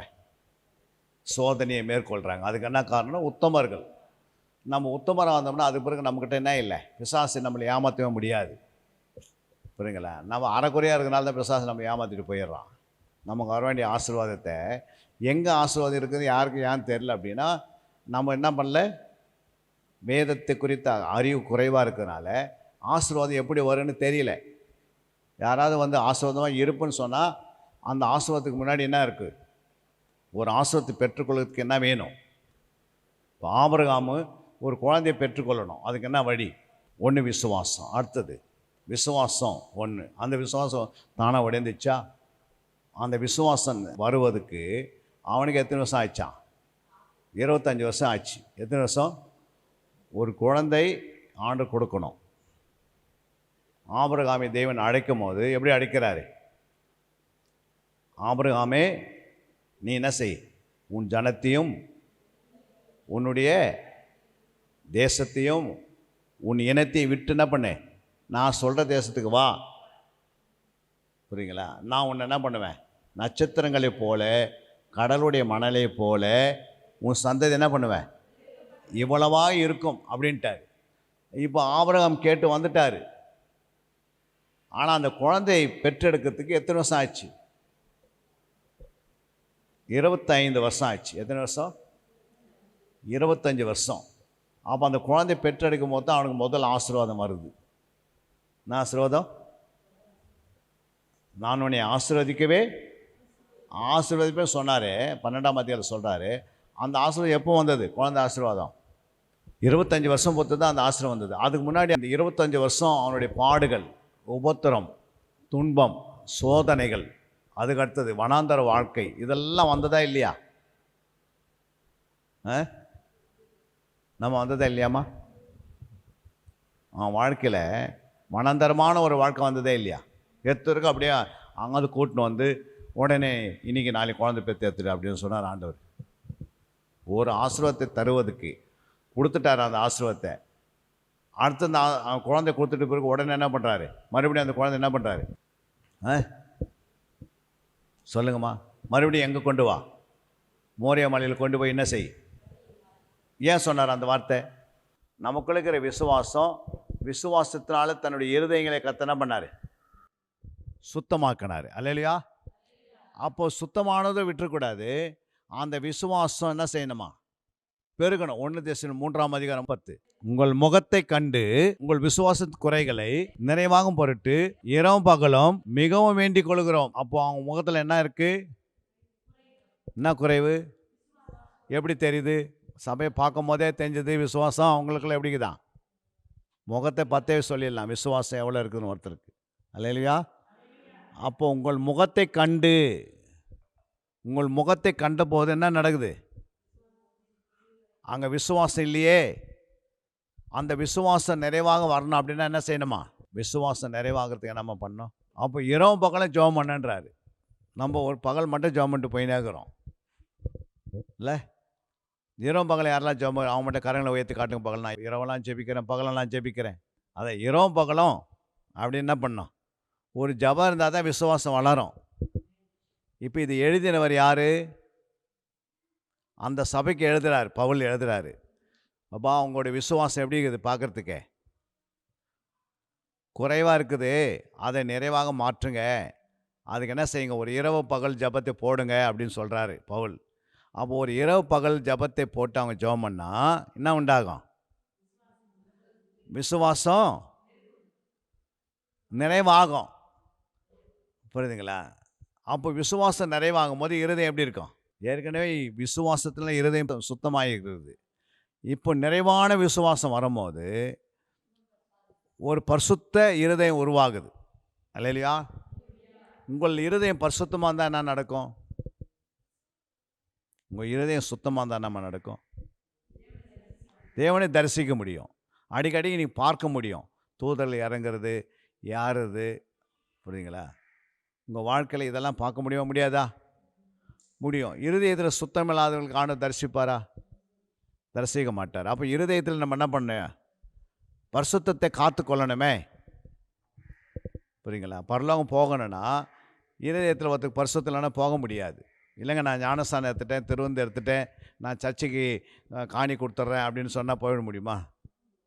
நீ காணிக்கு கொடுத்தது உண்மை, ஞானஸ்தானம் எடுத்தது உண்மை, திருவந்து எடுத்தது. நானும் உன் இருதயம் எப்படி இருக்குது? அசுத்தமாக இருக்குது. அசுத்தமான இருதயம் எங்கே போகாது? அது யார் சுத்தம் பண்ணுறது? இருதயம் சுத்தம் பண்ணுற வேலை யார்கிட்ட கொடுத்துட்டார்? ஆண்டவர். நம்முடைய இருதயங்களை சுத்தம் பண்ணுற வேலை ஆண்டவரே வச்சுக்கினாரா? அவர் கையில் வச்சுக்கினாரா? இல்லை நம்ம கையில் கொடுத்துட்டாரா? அப்போ இருதயத்தை எப்படி சுத்தம் பண்ணுறது? விசுவாசத்தினால. அப்போ விசுவாசம் வளரணும்ல. ஆரம்பத்தில் விசுவாசத்தோடு தான் வரமுல்ல. ரட்சிக்கப்படுற அன்றைக்கி நம்ம பேர் என்னது? நம்ம ரட்சிக்கப்படுற அன்றைக்கி நம்ம பேர் என்ன வருது? விசுவாசின்னு உள்ள வரோம். ஆனால் சபையை விட்டு நம்ம வெளியே போகும்போது 10 வருஷம் பொறுத்து நம்ம நீ என்னன்னு கேட்டால் அவங்க என்ன சொல்கிறாங்க? பூரண விசுவாசம் சொல்லணும். ஆனால் எல்லாம் அவிசுவாசியாக இருக்கிறாங்க. என்ன பண்ணுறது? அவிசுவாசியாக இருக்கணுமா இல்லை பூரண விசுவாசத்தில் வளரணுமா? 10 வருஷம் ஆனால் பூரண விசுவாசம் வரலன்னா நீ வேதத்தை இரவும் பகல் என்ன பண்ணியிருக்கணும்? தேடி இருக்கணும், ஆராய்ந்து இருக்கணும், தியானித்து இருக்கணும், அதை பற்றி வாழ்க்கையில் வாழ்ந்துருக்கணும், 4 பேருக்கு சொல்லியிருக்கணும். உன் வாழ்க்கையில் என்ன இருக்கணும்? விசுவாசம் பெருகி இருக்கணும் இல்லை? அப்படி இல்லைன்னா என்ன பண்ணாது? இருதயத்தை சுத்தம் பண்ணுறதுக்கு வேறு வழியே கிடையாது. அல்லையா? இருதயம் சுத்தமாக இருந்தால் ஏன் பிபி வருது, ப்ரெஷர் வருது, ஏன் டென்ஷன் வருது?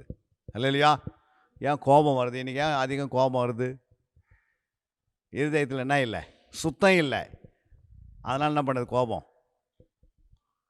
நம்ம பேசுறதுக்கு முன்னாடியே கோவப்படுறாங்க சிலவங்க. சொல்கிறதுக்கு முன்னாடி கோவப்பட்டு நீ ஏன் இப்படி சொல்லலாம் அப்படின்றாங்க. அந்த ரூட்டில் போகாதனால தான் கோபத்தை என்ன பண்ண முடியல, தாங்க முடியல. அல்லையா?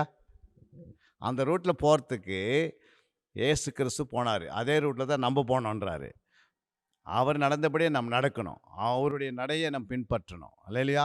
அப்படியே நம்ம என்ன செய்யணும்? அவர் நடந்தபடியே நம்ம நடக்கணும். புரியுதுங்களா?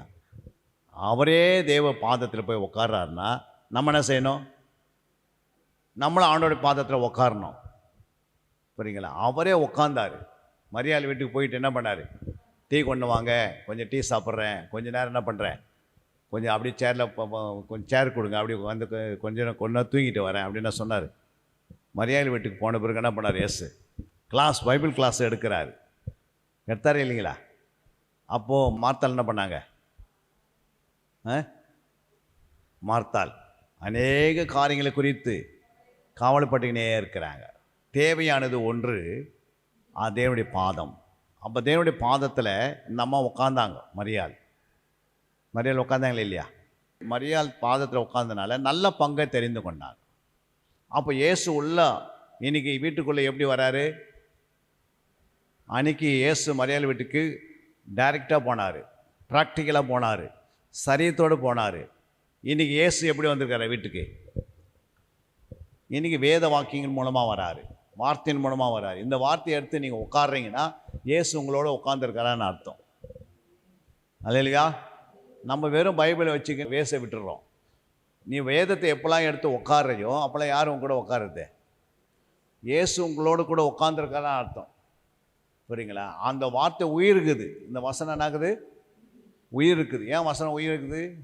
ஏன் வசனம் உயிராக இருக்குதுன்னா எழுதினவர் உயிராகிறாரு. என்னது? அதை எழுதினவர் எப்படி இருக்கிறாரா? அவர் உயிரோடு இருக்கிறதுனால, புரியுதுங்களா? அப்போ இந்த வசனம் உயிராக இருக்குது. புரியுங்களா? அப்போது அந்த வசனத்தை நீ வாசத்தை அவங்க வந்து உட்காருவாங்க வீட்டுக்கிட்ட, நமக்கு பக்கத்தில். அல்லையா? நீ எப்போல்லாம் வாசிக்கிற இயேசு உன்னோட கூட இருக்கிறார். அதுக்கு தான் எப்போவுமே பிசாசனை போனால் அந்த வசனங்களை என்ன பண்ணாத, அதிகமாக வாசிக்காத, தேடி வாசிக்காத, தியானித்து வாசிக்காத, ஆராய்ந்து பார்க்காத, இதுக்கு சமயம் கொடுக்காத, டைம் தராத.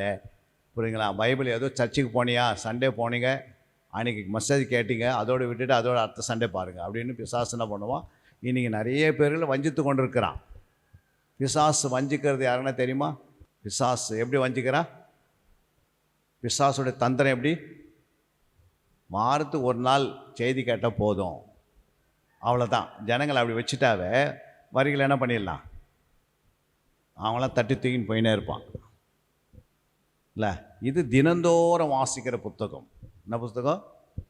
தினந்தோறும் இது வசனம் உயிராக இருக்கனால நமக்குள்ளே வந்து எல்லாம் உயிரடையணும். உயிர்ப்பிக்கிற வேலை இது செய்யும். சரிங்களா? ஒரு வியாதி உனக்குள்ளே உருவாகுதுன்னு வச்சுங்க. அந்த வியாதி உருவாகுது, இல்லை ஒரு கட்டி உருவாகுது, ஒரு கேன்சர் உருவாகுது, இல்லை உனக்கு விரோதமாக யாரும் செய்வினை பண்ணுறாங்க, இல்லை உனக்கு விரோதமாக மாந்தரம் பண்ணுறாங்க அப்படின்னா, இந்த வசனத்தை நீ தினதோறும் வாசிக்கும் போது என்ன பண்ணுதுன்னா அதை அழிச்சிருது. என்ன பண்ணிடா? உங்களுக்கு தெரியாத அது அழிச்சினே வரும்.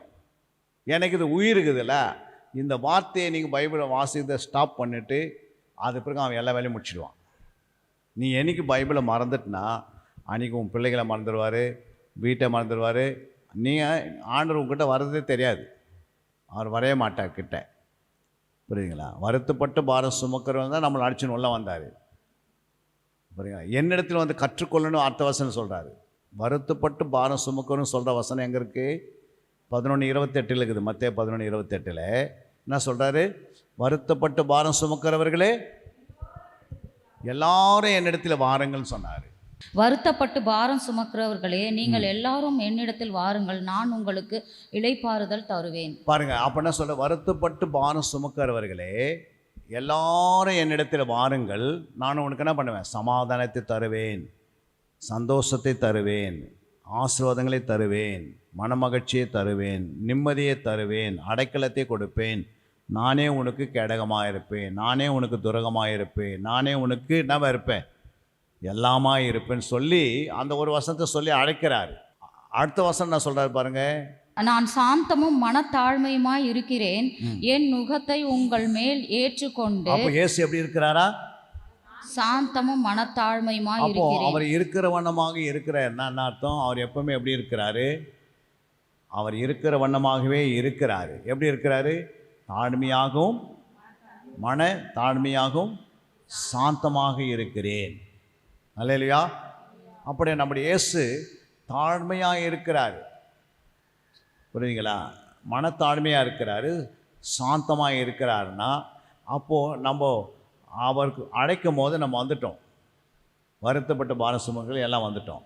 அப்போ நான் எப்படி இருக்கிறேனோ அதே போல் நீங்கள் இருக்கணுன்றார். புரியுங்களா? அப்போ இந்த தாழ்மை மனத்தாழ்மையாக இருக்கவே முடியல, ரெண்டாவது சாந்தமாக இருக்க முடியல. அதுக்கு என்ன காரணம் அப்படின்னா அர்த்தம் அதிலே சொல்கிறார் பாருங்கள். ஏன் இருக்க முடியல? என் நுகத்தை உங்கள் மேல் ஏற்றுக்கொண்டு என்னிடத்தில் கற்றுக்கொள்ளுங்கள். அப்போ கற்றுக்கொள்ள வேண்டிய வேலை என்ன பண்ணுறதில்ல, நம்ம கற்றுக்கொள்ள முடியாமல் இருக்கிறனால தான் என்ன பண்ண முடியல. அப்போ என்னிடத்தில் கற்றுக்கொள்ளுங்கள், அப்பொழுது உங்கள் ஆத்துமாக்களுக்கு இளைப்பாறுதல் இப்போ என்ன கிடைக்கும். பண்ணுறாரு? நித்தியத்தில் நமக்கு இளைப்பாறுதல். அப்படின்னா ஆத்துமாவுக்கு இளைப்பாறுதல். நம்முடைய ஆத்மாவில் என்ன இருக்குது? இளைப்பாறுதல் தருகிறார். அப்போ இந்த ஆத்மாவுக்கு நீ பூமியில் இருக்கும் போது இளைப்பாறுதல், வருகையிலையும் இளைப்பாறுதல், நீங்கள் மரணத்தை சந்தித்து நீங்கள் போகும்போது இளைப்பாறுதல் கிடைக்கிறது. புரியுங்களா? அப்போ இந்த இளைப்பாறுதல் வார்த்தை என்பது புதிய பழைய ஏற்பாட்டில் எங்கன்னா எழுதி வச்சுக்கிறான்னு பார்க்கணும். இயேசு மட்டும் இந்த வசனத்தை ஏன் சொல்கிறாரு? இளைப்பாறுதல் உங்கள் ஆத்மாவுக்கு. அப்போ ஆத்மாவுக்கு என்ன வேணும்? இளைப்பாறுதல் வேணும். புரியுங்களா?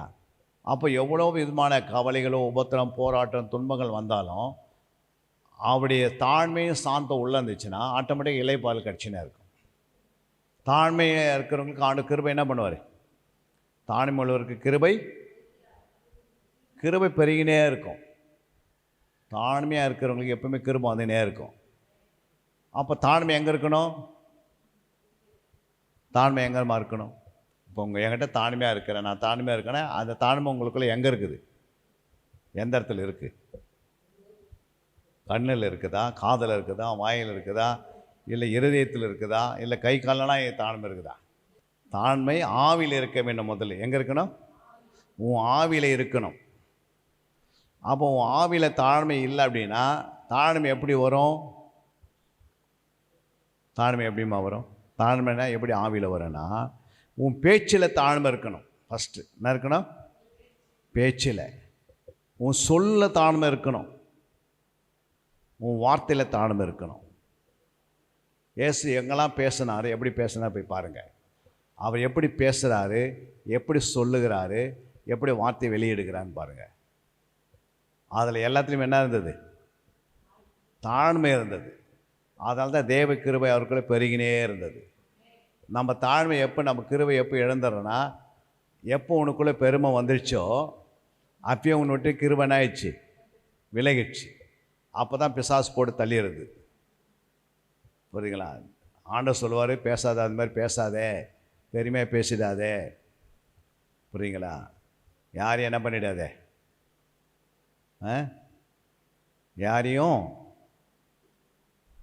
உள்ளம் உடையிற மாதிரி பேசிடாதே, உள்ளத்தை உடைச்சிடாதே. புரியுங்களா? அப்படின்னு ஆண்டவர் பேசுவார். அப்போ நம்ம உள்ளத்தை உடையிற மாதிரி பேசினா ஆகும்? இன்னொருத்தருடைய உள்ளத்தை உடைச்சி பேசுனா உனக்கு என்ன பிரயோஜனம்? உனக்குள்ள இருக்கிற தாழ்மை போயிடுது. அல்லேலூயா.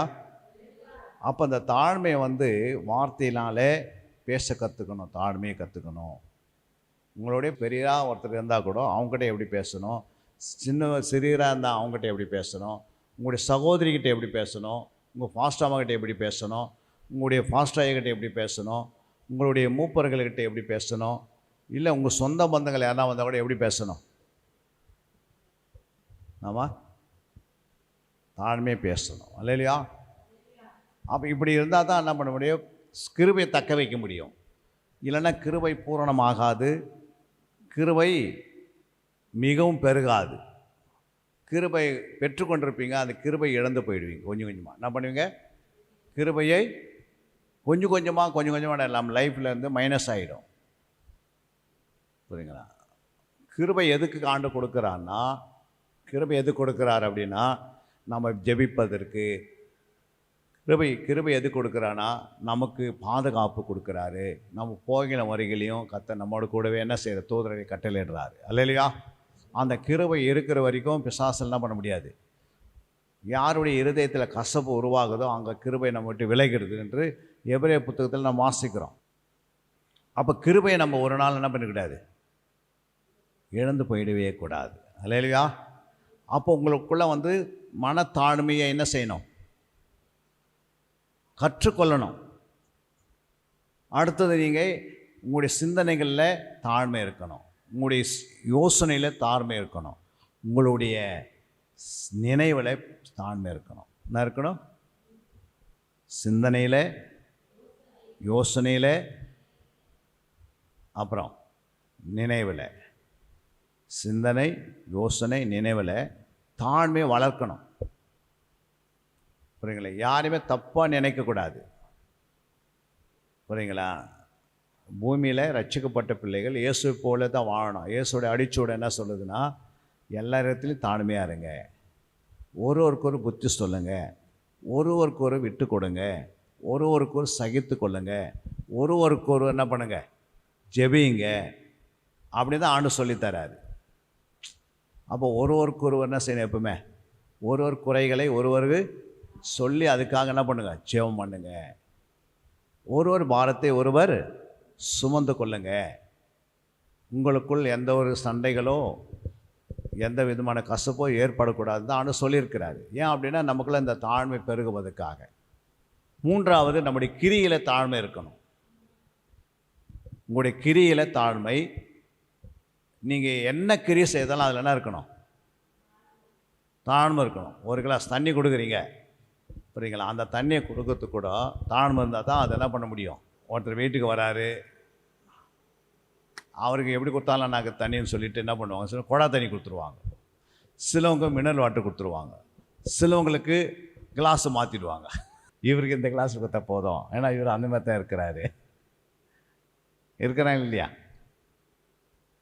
நம்ம கிளாஸை மாற்றுறது, தட்டை மாற்றுறது, அந்த தட்டில் சாப்பிடக்கூடாது அவர், புரியுங்களா? இவர் இந்த தட்டில் சாப்பிடுன்றது இதெல்லாம் யார் கவனிக்கிறாங்க இல்லையா? ஆண்டவர் கவனிச்சினே இருப்பார், புரியுங்களா?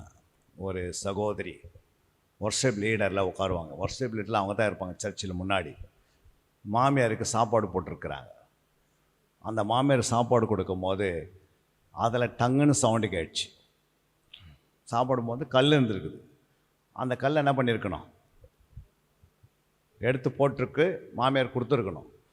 அந்த அம்மா நினச்சிட்டாங்க, நம்ம மருமக மாமியார் தான் சாவர நிலைமையில் இருக்கிறாங்க, வயசாகிடுச்சு, எப்படி சாப்பிட்டா என்ன இருக்குது அப்படின்னு சொல்லிட்டு அவங்க மனசில் அப்படி நினச்சிட்டாங்களாம். நினச்சிட்டு என்ன பண்ணிட்டாங்க, அந்த சாப்பாடு கொடுத்துட்டாங்களாம். கொடுத்துட்ட பிறகு அவங்க குழம்பு கொடுத்துட்டாங்க, சாப்பிட்டுட்டாங்க. சாப்பிட்டுட்டு திடீர்னு ஒரு நாள் மருமகளுக்கு ஒரு பயங்கரமான ஒரு வலி ஏற்பட்டுச்சு. என்னது? சரி, உடனே சிஎம்ஸ் ஹாஸ்பிட்டலில் கொண்டு போய் அங்கே ஒரு 25 நாள் வச்சுருந்தாங்க. கொஞ்சம் பணம்லாம் செலவு பண்ணாங்க. அவங்கள ஸ்கேன் பண்ணி பார்க்குறாங்க, வலிக்குது, ஆனால் கல் இல்லை வயிற்றில். என்னது? வலி தாங்கவே முடியல, ஓன்னு கத்துவாங்க. பாஸ்டர் போயிட்டாரு, சபையில் போய் கை வச்சு இயேசு நாமத்தினால விடுதலைன்னுவார். ஆனால் கல் அவர் ஜெபம் பண்ணி ஒரு 2 நிமிஷம் ஆன பிறகு மறுபடியும் அதே வேதனை வரும், புரியுங்களா? எத்தனை பேர் ஜெபம் பண்ணாலும் என்ன பண்ணல, அது அவங்களுக்கு அந்த வலி போகலை. சபையார் கூடி அதுக்குன்னு ஒரு ஜபத்தை வச்சு பெரிய ஜபத்தை நடத்துகிறாங்க. அப்போ என்ன பண்ண மாட்டேன், விடுதலை இல்லை. புரியுங்களா? வலி தாங்க முடியாத அவங்க வலி மேலே வலி, வலி மேலே வலி, வலி மேலே வலி சரின்ட்டு ஒரு நாள் நைட்டு பாத்ரூம் போயிருக்கிறாங்க. புரியுங்களா? போயிட்டு என்ன பண்ணியிருக்கிறாங்க, பாத்ரூம் போகும்போது டங்குன்னு சவுண்டு வந்துச்சான். என்னது? அப்போ 21 வருஷத்துக்கு முன்னாடி மாமியாருக்கு சாப்பாட்டில் போடும்போது அந்த டங்குன்னு சவுண்டு வந்து 21 வருஷத்துக்கு முன்னாடி இந்த சவுண்டு இப்போ வந்து தான் அன்றைக்கி அந்த சவுண்டு என்னைக்கு உணர்த்துறாரு ஆண்டவர்? 21 வருஷத்துக்கு முன்னாடி உணர்த்தினார். அடைந்த பிறகு கல் தானாக வெளியே வந்து விழுந்துச்சான். டாக்டரால் எடுக்க முடியல, உணர்வு வந்து தான். ஓ, எங்கள் மாமியாருக்கு செய்த தவறு அப்படின்னு அவங்களுக்கு ஞாபகப்படுத்தினார் ஆண்டவர். எல்லாம் ஜெபம் பண்ணாங்க, ஆனால் எதை ஞாபகப்படுத்தினார்? அவங்களுக்குள்ள இருக்கிற அந்த தாழ்மை இல்லாத போயிடுச்சு. கல் அவங்க எடுத்து போட்டுக்கலாம், சரி எடுத்து போடலன்னா கூட புரியுங்களா, தப்பாக நினச்சிருக்கக்கூடாது. அவங்க என்ன நினச்சிட்டாங்க, மாமியார் தானே வயசாகிடுச்சு, அவங்க என்ன வாழ்ந்தன பிரயோஜனம், எதை சாப்பிட்டாலும் அப்படின்னு சொல்லிட்டு. அப்போ அவங்க என்ன பண்ணிட்டாங்க, தாழ்மையை இழந்துட்டாங்க. மாமியார்கிட்ட என்ன பண்ணிட்டாங்க, அது பிறகு சாப்பாடு கொடுத்தா அவங்க சாப்பிட்டாங்க, நல்லா இருக்கிறாங்க. ஆனால் இவங்க என்ன பண்ணியிருக்கிறாங்க, இவ்வளோ வேதனை அனுபவித்தாங்க. அப்போ நம்ம எதை விதைக்கிறோமோ அதை அறுத்துருவோம் பின்னாடி. நம்ம எதையுமே மனிதன் முகத்தை பார்த்துனே இருப்பான், ஆனால் ஆண்டவர் இருதயத்தை பார்த்துனே இருப்பார். உங்கள் இருதயத்தை பார்ப்பார். நீங்கள் எப்படி இருக்கிறீங்க அப்படி தான் உங்கள் பிள்ளைங்க வளரும். நீங்கள் என்னென்ன விதைக்க ஆரம்பிக்கிறீங்களோ அது பின்னாடி முளைத்தி எழும்பி அதே நமக்கு அதே வேதனை உண்டாக்கிறோம். நீ சமாதானத்தை விதைத்தா சமாதானத்தை அறுப்பாய், தாழ்மை விதைத்தா தாழ்மையாக இருப்போம். அப்போ நம்முடைய கிரியில் தாழ்மை இருக்கணும், நம்முடைய செய்கையில் தாழ்மை இருக்கணும், நம்முடைய நடத்தையில் தாழ்ந்து இருக்கணும். இது நீங்கள் ஆவி ஆத்மா சரீரத்தில் இந்த மூன்றும் இருந்தால் தான் நம்ம அந்த ஆத்மாவுக்கு இலைப்பாறல் கிடைக்குது. எதுக்கு சொன்னார்ல, என் தாழ்மையும் என் சாந்தத்தை என்ன பண்ணிங்க, கற்றுக்கொள், ஏற்றுக்கொள், கற்றுக்கொள். அப்புறம் உங்கள் ஆத்மாவுக்கு இலைப்பாறுதல். ஐயோ தாழ்மை தானே, பரவாயில்ல. தாழ்மையிலே 3 தாழ்மை இருக்குது. என்ன தாழ்மை? இந்த சொன்ன பாருங்க, இது பாற்று. தாழ்மைக்கு 3 இடம் இருக்குது, 3 இடம். அதனான்னா சுயமுள்ள தாழ்மை. என்ன தாழ்மை? சுயம். இரண்டாவது தேவனுடைய தாழ்மை. என்னது? தேவனுடைய தாழ்மை. மனிதனுடைய தாழ்மை, தேவனுடைய தாழ்மை, மாயமலமான தாழ்மை, பிசாசுடைய தாழ்மை. இந்த 3 தாழ்மையில் நமக்கு தேவனுடைய தாழ்மை தான் இருக்கணும். மனசுடைய தாழ்மை என்ன செய்யணும்னா, அவங்க வீட்டில் இருக்கிற சொந்த பந்தம் இருக்கிறாங்க பாருங்கள், யார் காலில் விழணும்னு நினைப்பா அவங்க கரெக்டாக அவங்க காலில் விழுவாங்க. அது என்ன தாழ்மை? சுயமுள்ள தாழ்மை. புரியுங்களா? அவங்கக்கிட்ட மட்டும் தாழ்மையாக பேசுவாங்க பேச்சில். புரியுங்களா? அவங்ககிட்டேருந்து ஏதாவது ஒரு நன்மை கிடைக்கிற மாதிரி இருக்கும். அவங்ககிட்ட என்ன பண்ண, எவ்வளோ தான் அவங்க திட்டினாலும் யாரையுமே, இவங்க மட்டும் அவங்ககிட்ட எப்படி இருக்கும், உறவை அப்படியே கெட்டியமாக பிடிச்சி வச்சுப்பாங்க.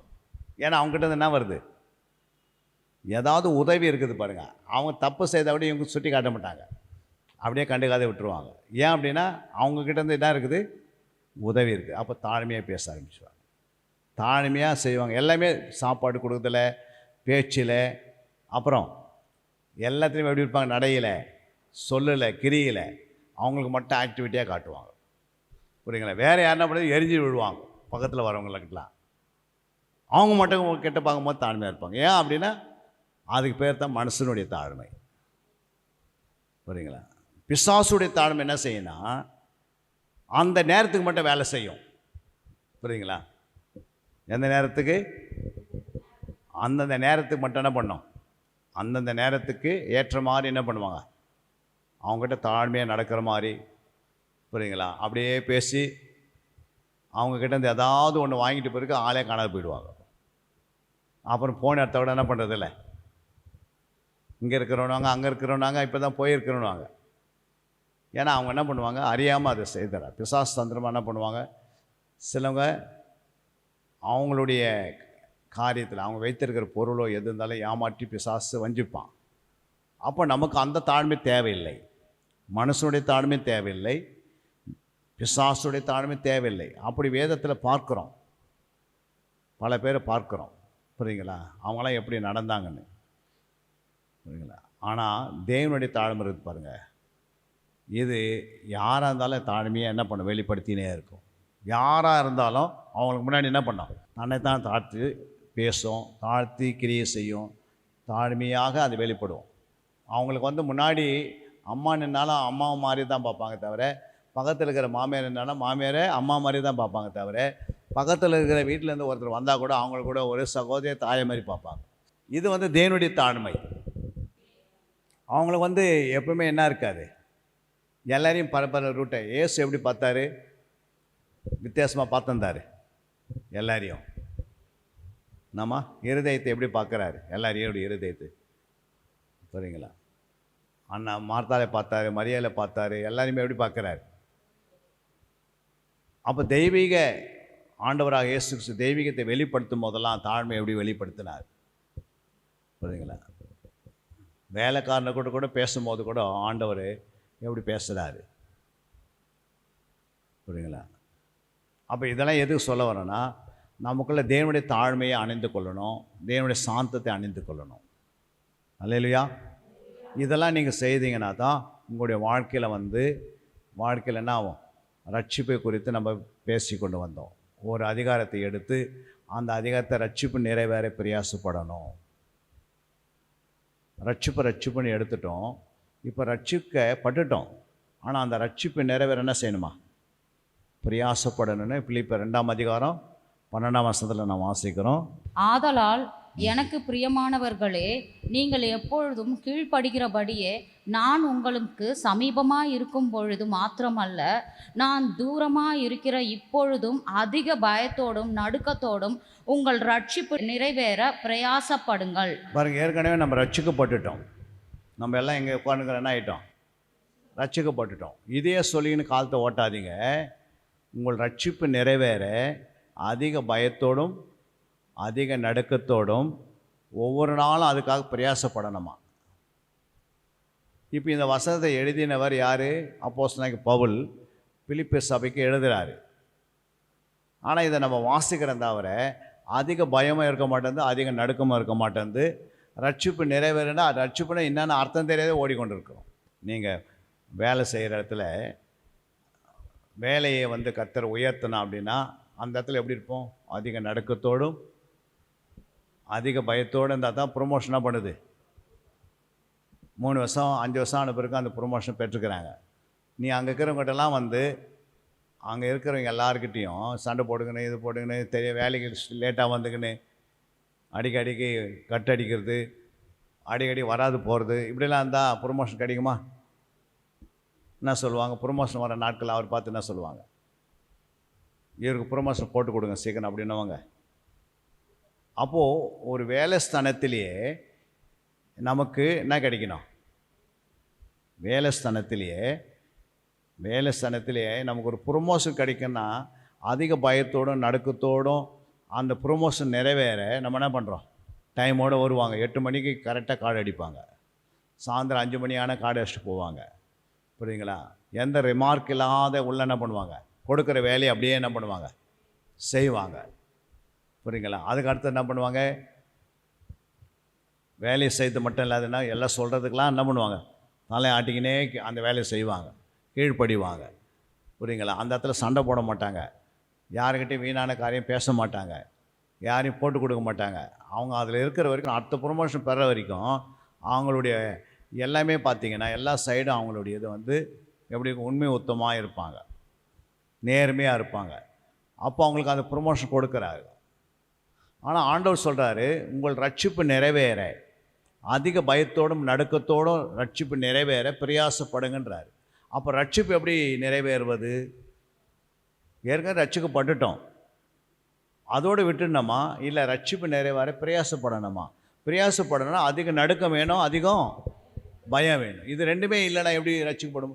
அப்போ சபைக்கு நீங்கள் வரும்போது 8 மணிக்கு வந்து 9 மணிக்கு வந்தது என்ன ஆகும்? இப்போ இங்கே நம்ம ஸ்ரீசத்து பயிற்சி எடுத்து கொண்டிருக்கிறோம். இதில் எத்தனை பேர் சேர்ந்தாங்களோ அத்தனை பேர் என்ன பண்ணணும், எப்போ கிளாஸ் வருதுன்னு பார்த்துன்னே இருக்கணும்.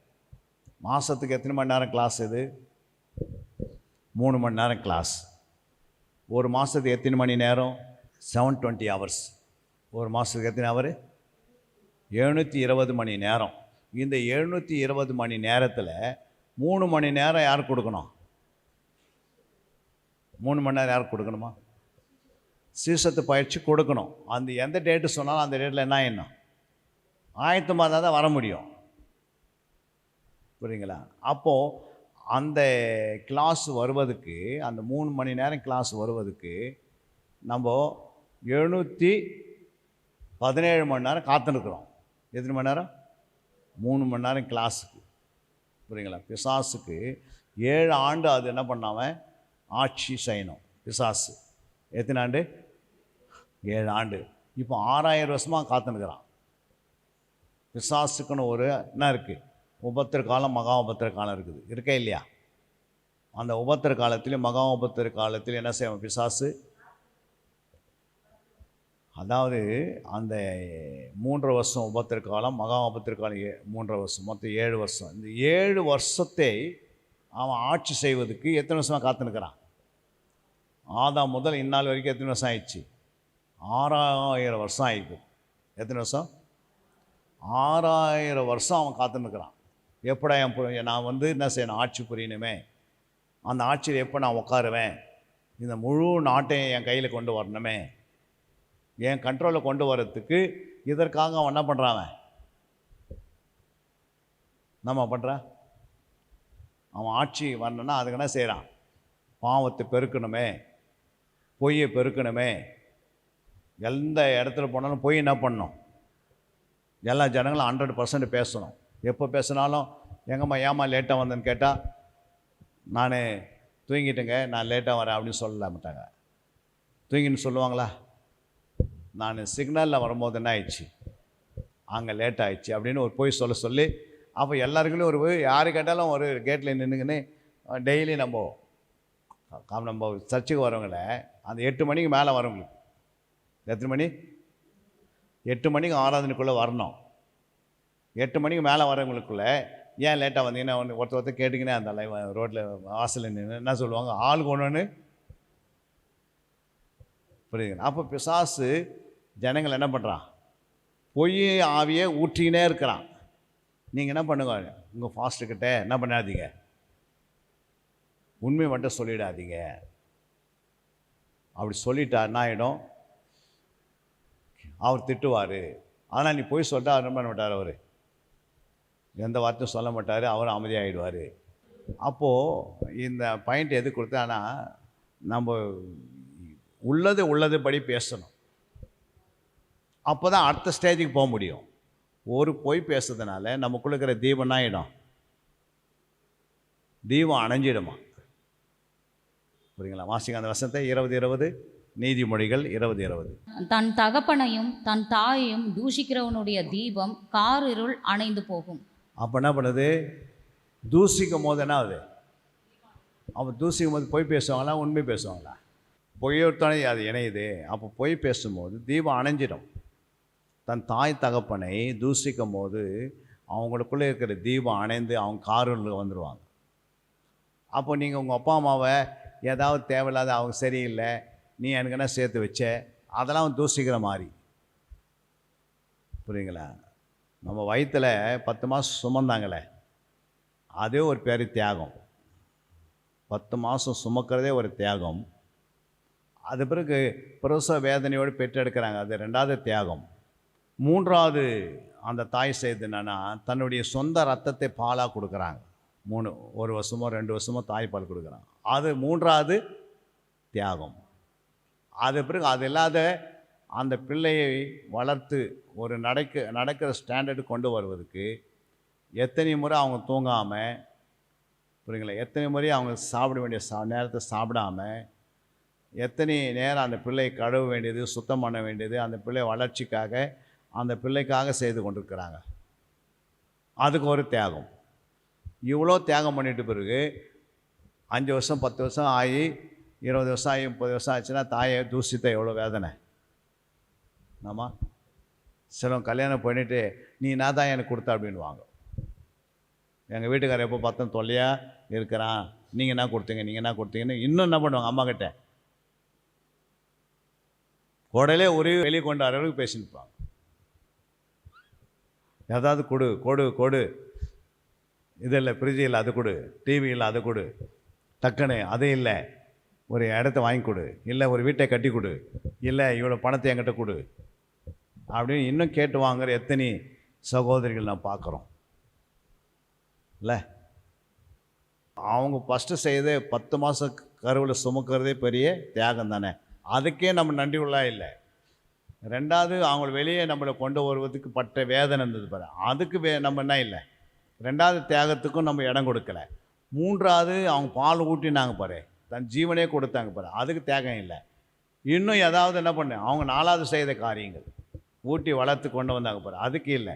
அப்புறம் நான் படிக்க வைக்கிறதுக்காக தன்னுடைய நேரத்தை கூட பிள்ளைகளுக்காக நேரத்தை கொடுத்து பணத்தை பிள்ளைகளுக்கு செலவு பண்ணாங்களே, 5வது அதுவும் இல்லை.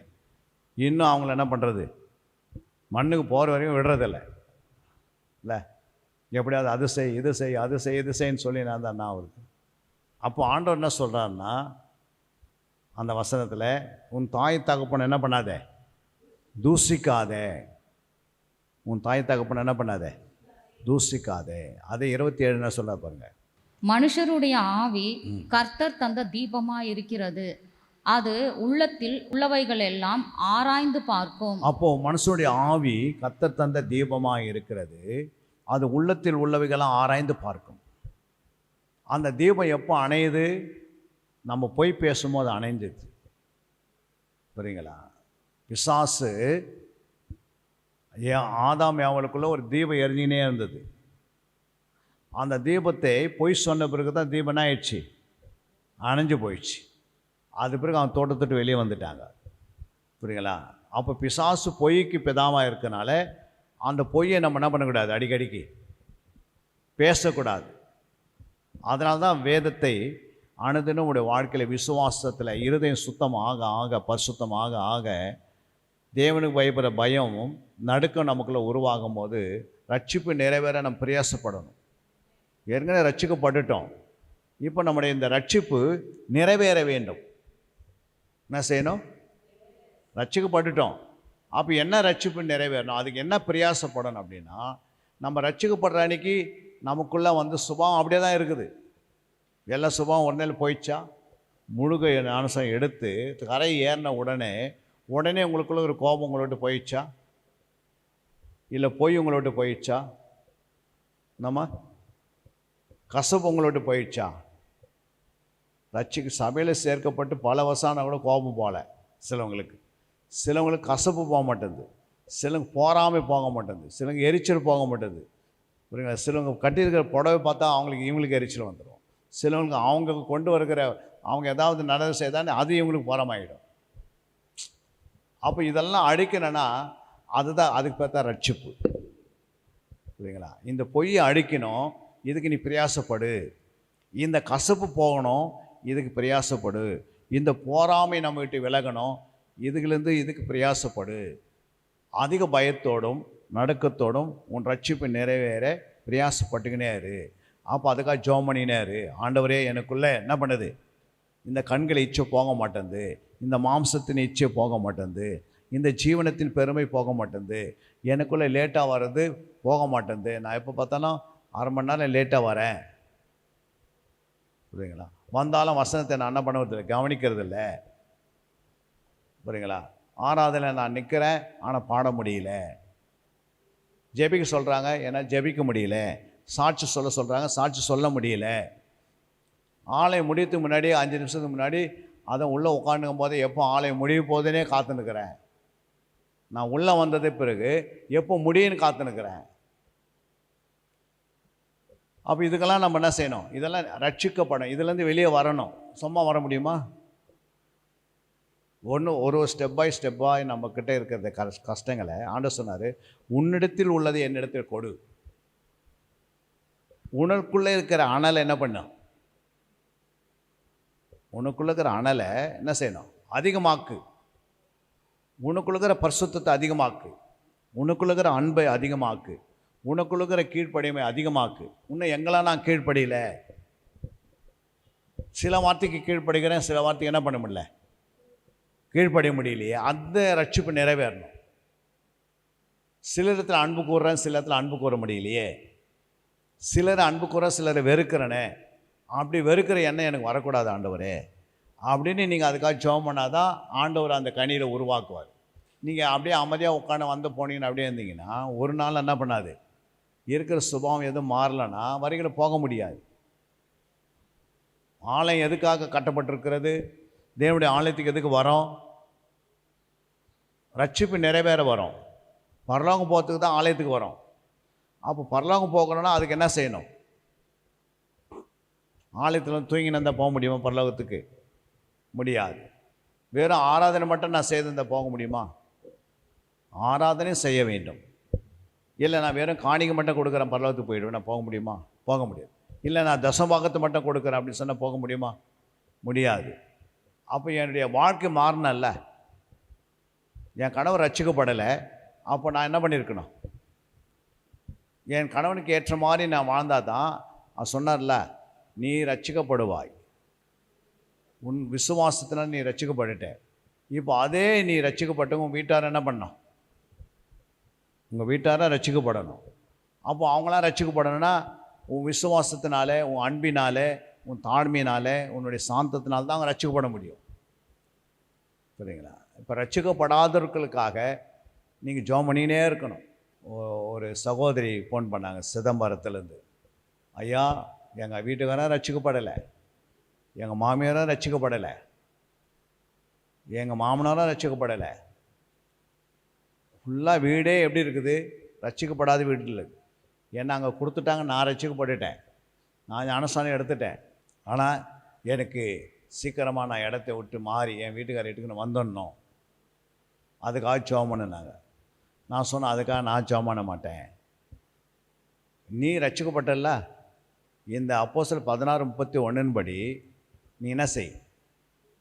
அப்போஸ்தலர் 16:31 படி நீ என்ன செய்யணும்னா, நீ உன் மாமனாருக்காக ஜெபம் பண்ணு, உங்கள் மாமியாருக்காக ஜெபம் பண்ணு, புரியுதுங்களா? உங்கள் கணவருக்காக ஜெபம் பண்ணு, உங்கள் வீட்டில் இருக்கிற எல்லாருக்காக பேச சொல்லி ஜெபம் பண்ணு.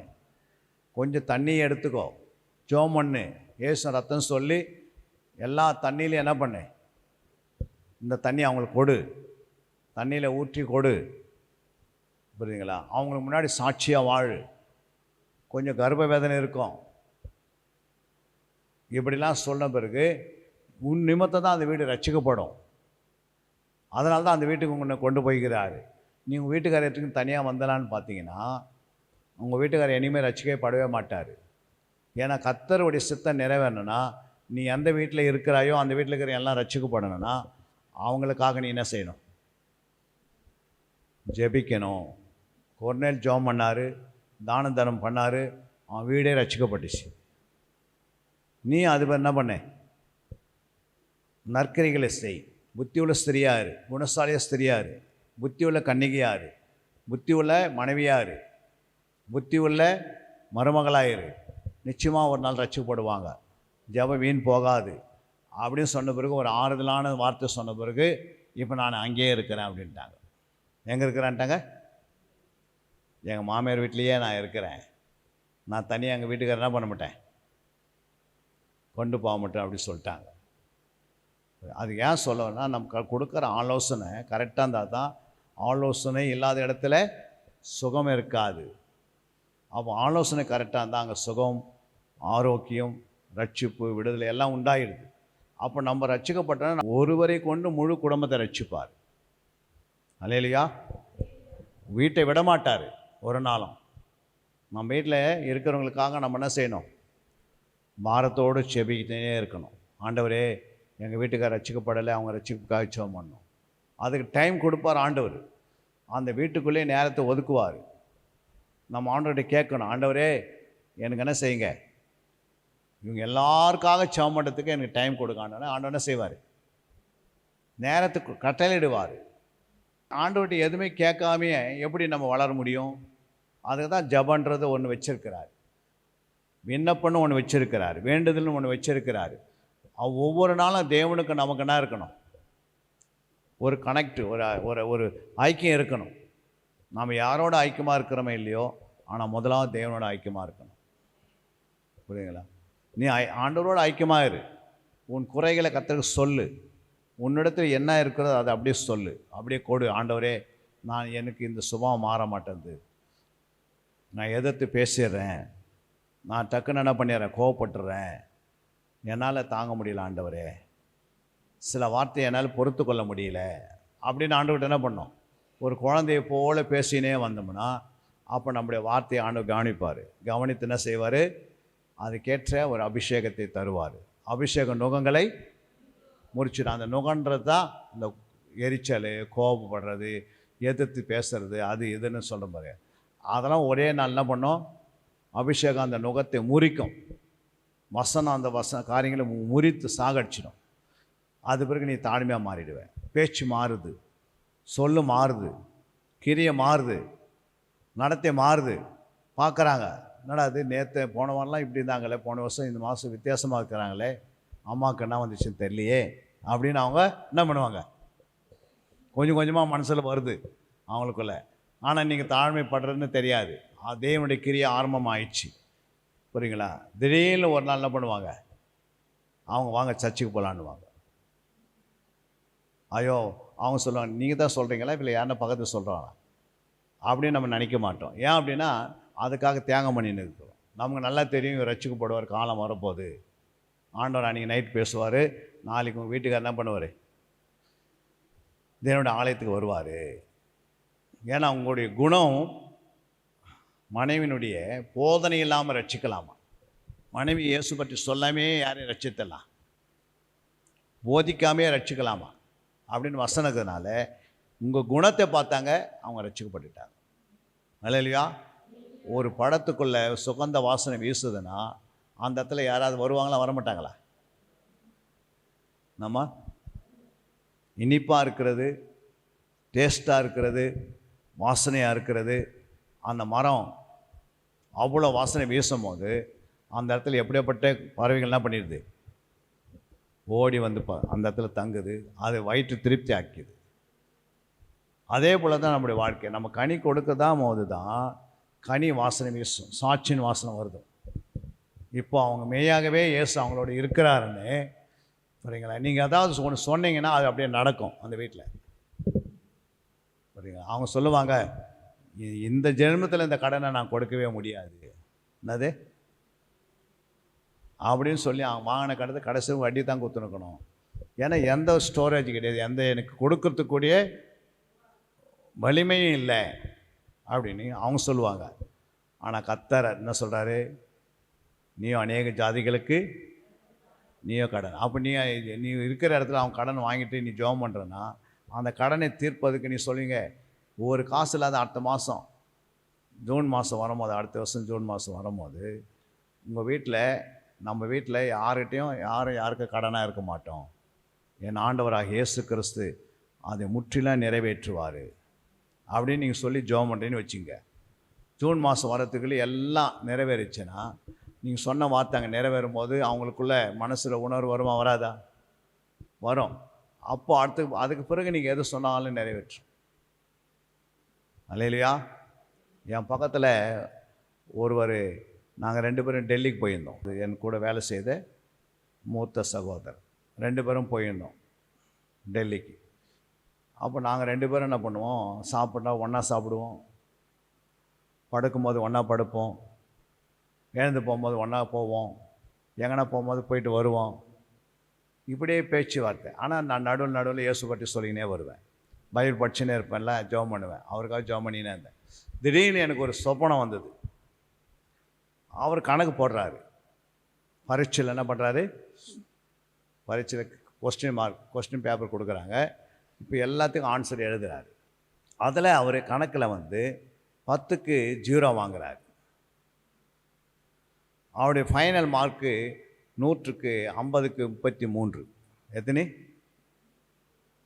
50க்கு 33. இது என்ன சொப்பனத்தில் அந்த பேப்பரில் எனக்கு தரிசனத்தில் காட்டுறாரு. அந்த பேப்பரில் கணக்கில் 0, அவர் ஃபைனல் மார்க் 50க்கு 33. நான் இது அவருக்கு என்ன பண்ணிட்டேன், காலையில் எழுந்து பார்த்தா அது ஒரு சொப்பனமாக இருந்தது. இந்த விஷயத்தை நான் அவருக்கு சொல்லிட்டேன், இந்த மாதிரி ஐயா நீங்கள் என்ன பண்ணுங்கள், கணக்கு மட்டும் போடாதீங்க, நீங்கள் கணக்கு போடாதா நான் 50க்கு 50 வாங்கிடலாம். அப்போ நீங்கள் அந்த ஸ்கூல்லையே அந்த இடத்துல நீங்கள் தான் ஃபஸ்ட்டு வருவீங்க அப்படின்ட்டேன். சொன்ன பாருங்க.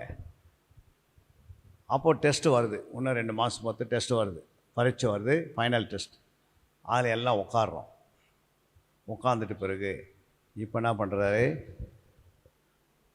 கொஸ்டின் பேப்பர் கையில் கொடுக்குறாங்க. நான் சொல்லிட்டேன், ஐயா கணக்கு மட்டும் நீங்கள் என்ன பண்ணாதீங்க, போடாதீங்க, போட்டிங்கன்னா அது 0 வாங்குவீங்க, அப்போ உங்களுடைய மார்க்கு 33 மாறிடும் 50க்கு அப்படின்னு சொல்லிட்டேன். அவர் என்ன பண்ணார், கணக்கு நல்லா போடுவார் மாஸ்டர். அவர் அங்கே போய் அவர் என்ன பண்ணார், கணக்கு நல்லா இருக்குதே போட்டுடலாம் அப்படின்னு போட்டிருக்கிறாரு. போட்டு எல்லாம் முடிஞ்சு பேப்பர்லாம் கொடுத்துட்டாரு. அப்புறம் நாங்கள் எல்லாம் எங்களுடைய இடத்துக்கு வந்துட்டோம்.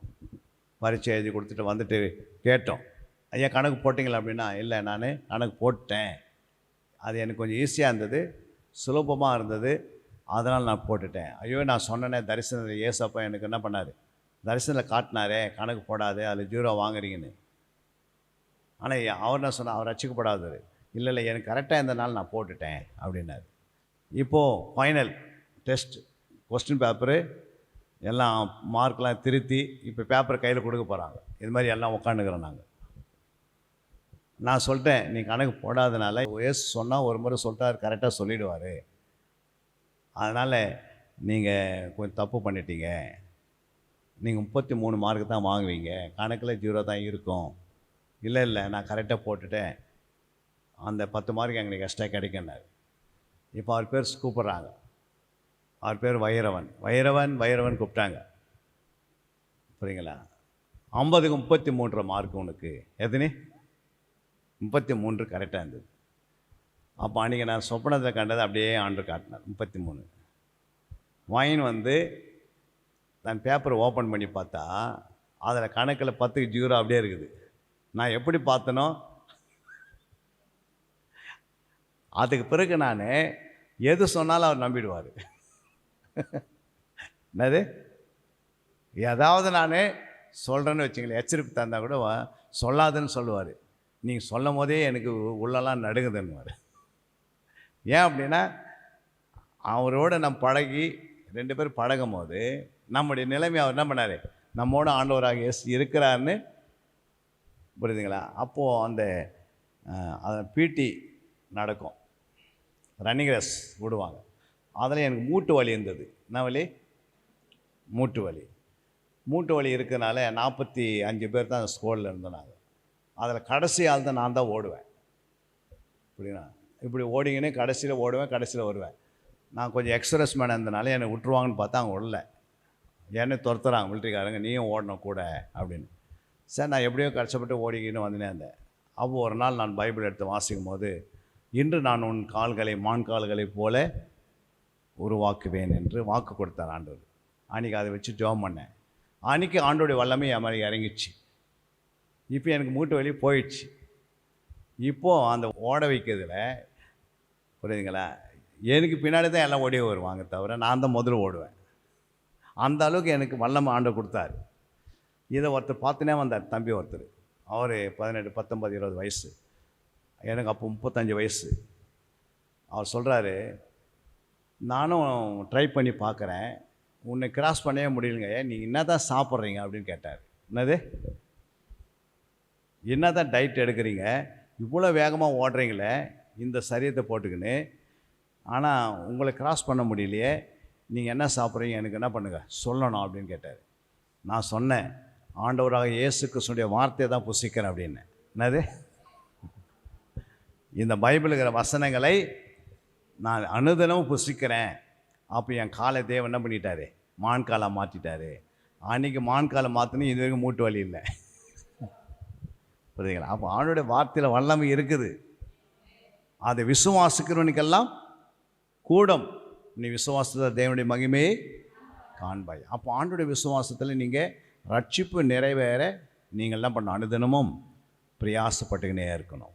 எங்கெங்கெல்லாம் நீங்கள் குறைவாக இருக்கிறீங்களோ அதெல்லாம் உங்களுக்கு நிறைவாக என்ன பண்ணணும், அந்த குறைவு போய், அதாவது பொய் பேசுகிறீங்கன்னா அந்த பொய் உங்கள்கிட்ட விலகிடணும். ஆலயத்துக்கு லேட்டாக வரீங்கன்னா அதுலேருந்து என்ன பண்ணணும், சரியாக வர ஆரம்பிச்சுன்னா அதுக்கு பிறகு என்ன பண்ண போகிறது கிடையாது, பொய் பேச போகிறது கிடையாது. புரியுங்களா? குடும்பத்தில் உண்மையாக இருக்கணும், சபையில் உண்மையாக இருக்கணும். தேவன் சமூகத்தில் உண்மையாக இருந்தீங்கன்னா கர்த்தர் உங்களை உயர்த்தினே போவார். அப்போ நீங்கள் போய் பேசினாலும் நீங்கள் ஆண்டவர் தெரிவிக்கணும், ஆண்டவர் என்னால் கண்ட்ரோல் பண்ண முடியல, எனக்கு உதவி செய்யுங்கன்னா ஆண்டவர் உதவி செய்வார். சிலவங்களுடைய கோபம், அடிக்கடி கோபம் வரும். அந்த ஒரு கோபத்தினால பல பேருக்கு பிரச்சனை வரும் வீட்டில். ஒரு சின்ன கோபத்தினால அந்த கோபம் எனக்கு வேண்டாம் ஆண்டவரே, எனக்கு தாழ்மை தாங்க அப்படின்னு சொல்லி கேட்கணும். அப்போ ஆண்டவர் தாழ்மை தருவார், கோபத்தை எடுத்துருவார், சாந்தத்தை கொடுத்துருவார். பெருமையை பேசுகிற குணம் தான், பெருமையை எடுத்துருங்க ஆண்டவரேன்னு அதுக்காக ஜெபிக்கணும். அப்போ அதுக்கேற்ற வசனத்தை அனுப்பி நம்மளை குணமாக்குவார். புரியுங்களா? சில இடத்துல நமக்கு வந்து பயம் இருக்கும், எதை பார்த்தாலும் பயம் இருப்போம். பூரண அன்பு உருவாக்கி விட்டுருவார், பயம் உங்களை விட்டு ஓடிப்படும். இல்லையா? அப்போது உங்களுடைய ரட்சிப்பு நிறைவேறுவதற்கு ஒரு நாள் உங்களால் கொடுக்க முடியாத இருந்திருக்கும் தசம்பாகத்தை. ஆனால் ஆண்டவருக்காக முழுமையாக கொடுக்க ஆரம்பிச்சிடுங்க. கேட்கணும், ஆண்டவரே என்னால் ஏன் கொடுக்க முடியல. அப்போது ஆண்டவருக்காக நீங்கள் எதை கொடுக்க ஆசைப்படுறீங்களோ அதுக்காக ஜெபித்து இருக்கணும்.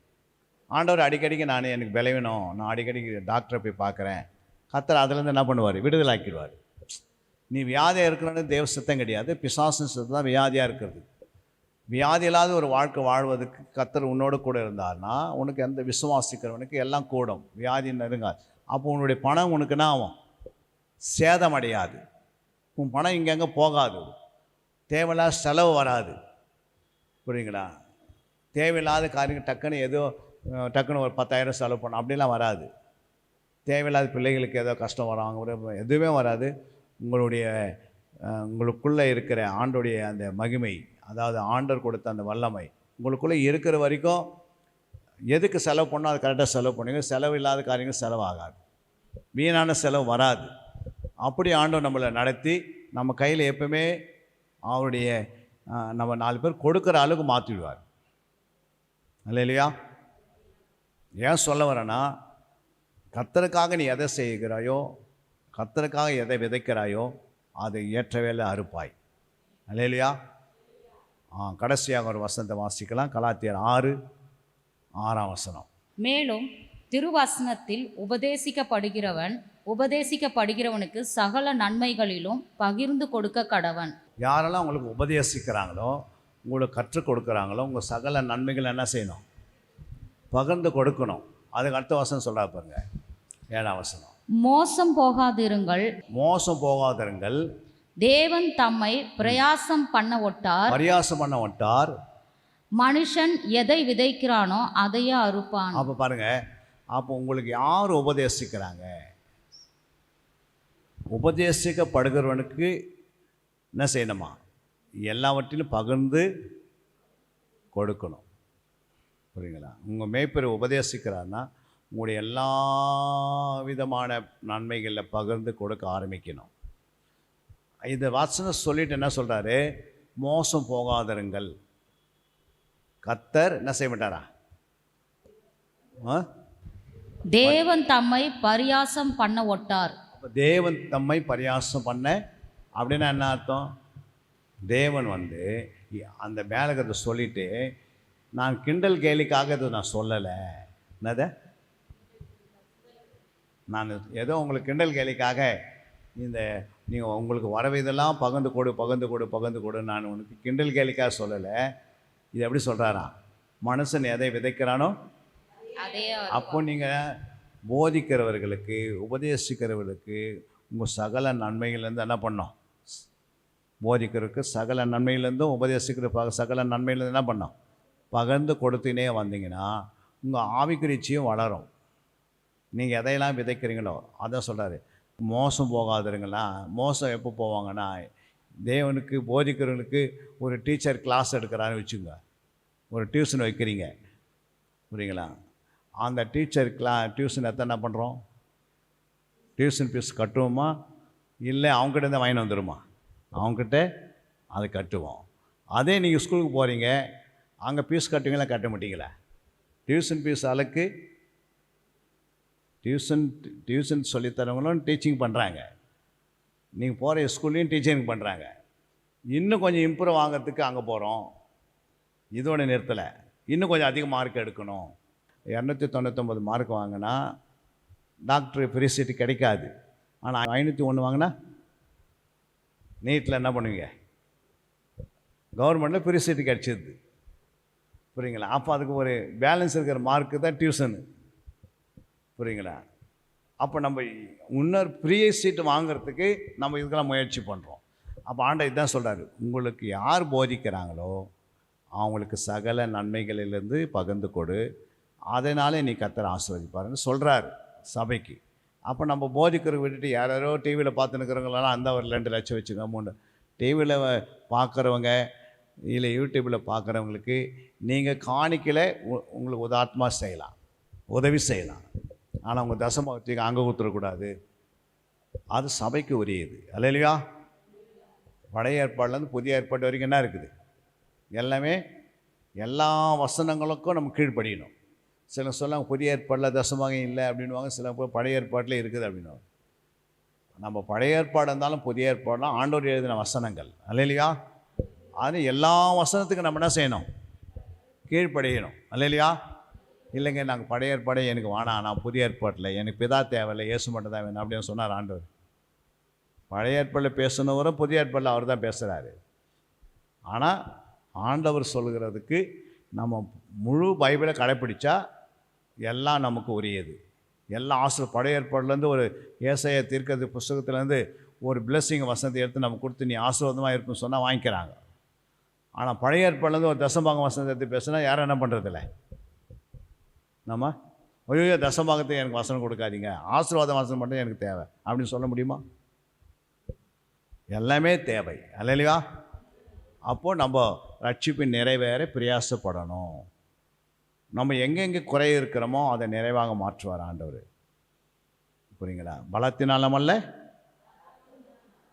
பராக்கிரமத்தினால. பலனா என்ன? எனக்கு எல்லாம் தெரியும், நான் நிறைய படிச்சுட்டு இருக்கிறேன், எனக்கு என்ன பண்ணோம், என்னால் ஆகாத நான் எல்லாத்தையும் செய்கிறேன் அப்படின்னு சொல்லக்கூடாது.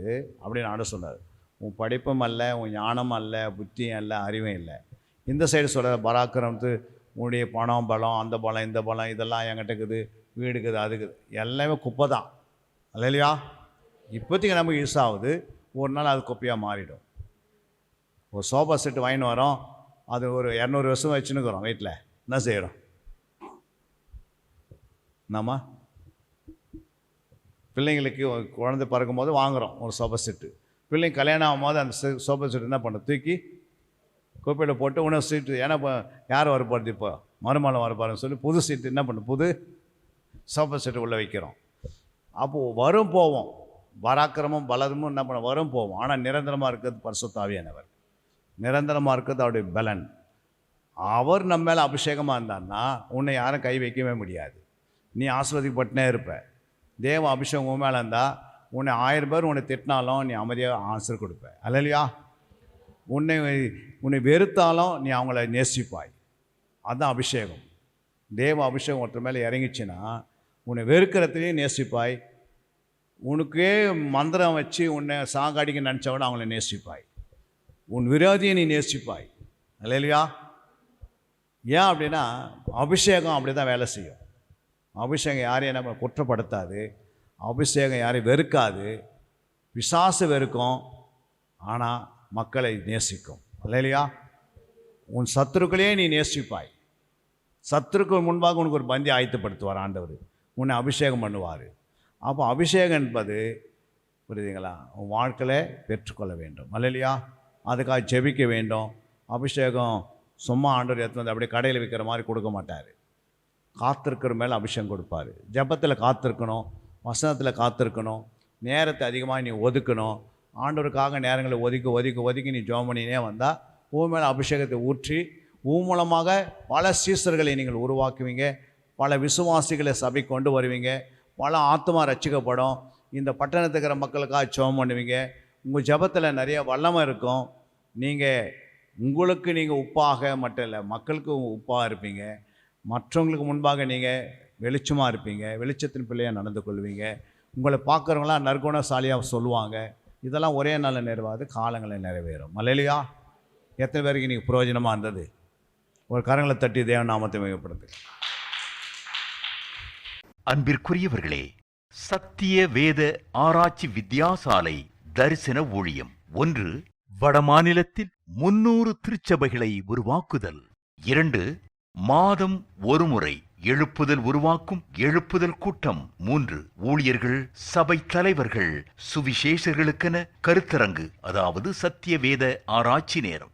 4 டிவி ஊழியம், 5 பத்திரிகை ஊழியம், 6 சிடி டிவிடி ஊழியம், 7 பவர் கேம்ப் அக்னி அபிஷேக முகாம், 8 உபதேச ஆராய்ச்சி கருத்தரங்கு ஊழியம், 9 நலிந்த குழந்தைகள் இல்லம், 10 24 மணி நேர ஜெப மையம், 11 சத்திய தேவ ஆராய்ச்சி கல்லூரி, 12 சிறுவர்கள் உருவாக்கும் ஊழியம், 13 மருத்துவ முகாம், 14 ஜெயில் ஊழியம், 15 கைப்பிரதி ஊழியம், 16 கிராம ஊழியம், 17 மிஷனரியை உருவாக்கும் ஊழியம், 18 நன்றி துதி ஆராதனை கூட்டங்கள், 19 சமூக நலப்பணிகள் ஊழியம், 20 இன்டர்நெட் மூலமாக ஆன்லைன் படிப்புகள். இது விரைவில் வரவிருக்கின்றது. 21 தேவனுடைய வருகைக்கு ஆயத்தப்படுத்துதல். இதனுடைய நோக்கங்கள்: 1 கோடி சீடர்கள் உருவாகுதல், 1 கோடி ஜாமக்காரர்கள் உருவாகுதல், 1 கோடி யுத்த வீரர்கள் உருவாகுதல், 1 கோடி ஊழியர்கள் உருவாகுதல். தரிசனத்தை அவன் கண்டபோது அவர்களுக்கு சுவிசேஷத்தை அறிவிக்கும்படி கர்த்தர் எங்களை அழைத்தார். புறப்பட்டு போக பிரயத்தனம் பண்ணி. அப்போஸ்தலர் நடபடிகள் 16:10.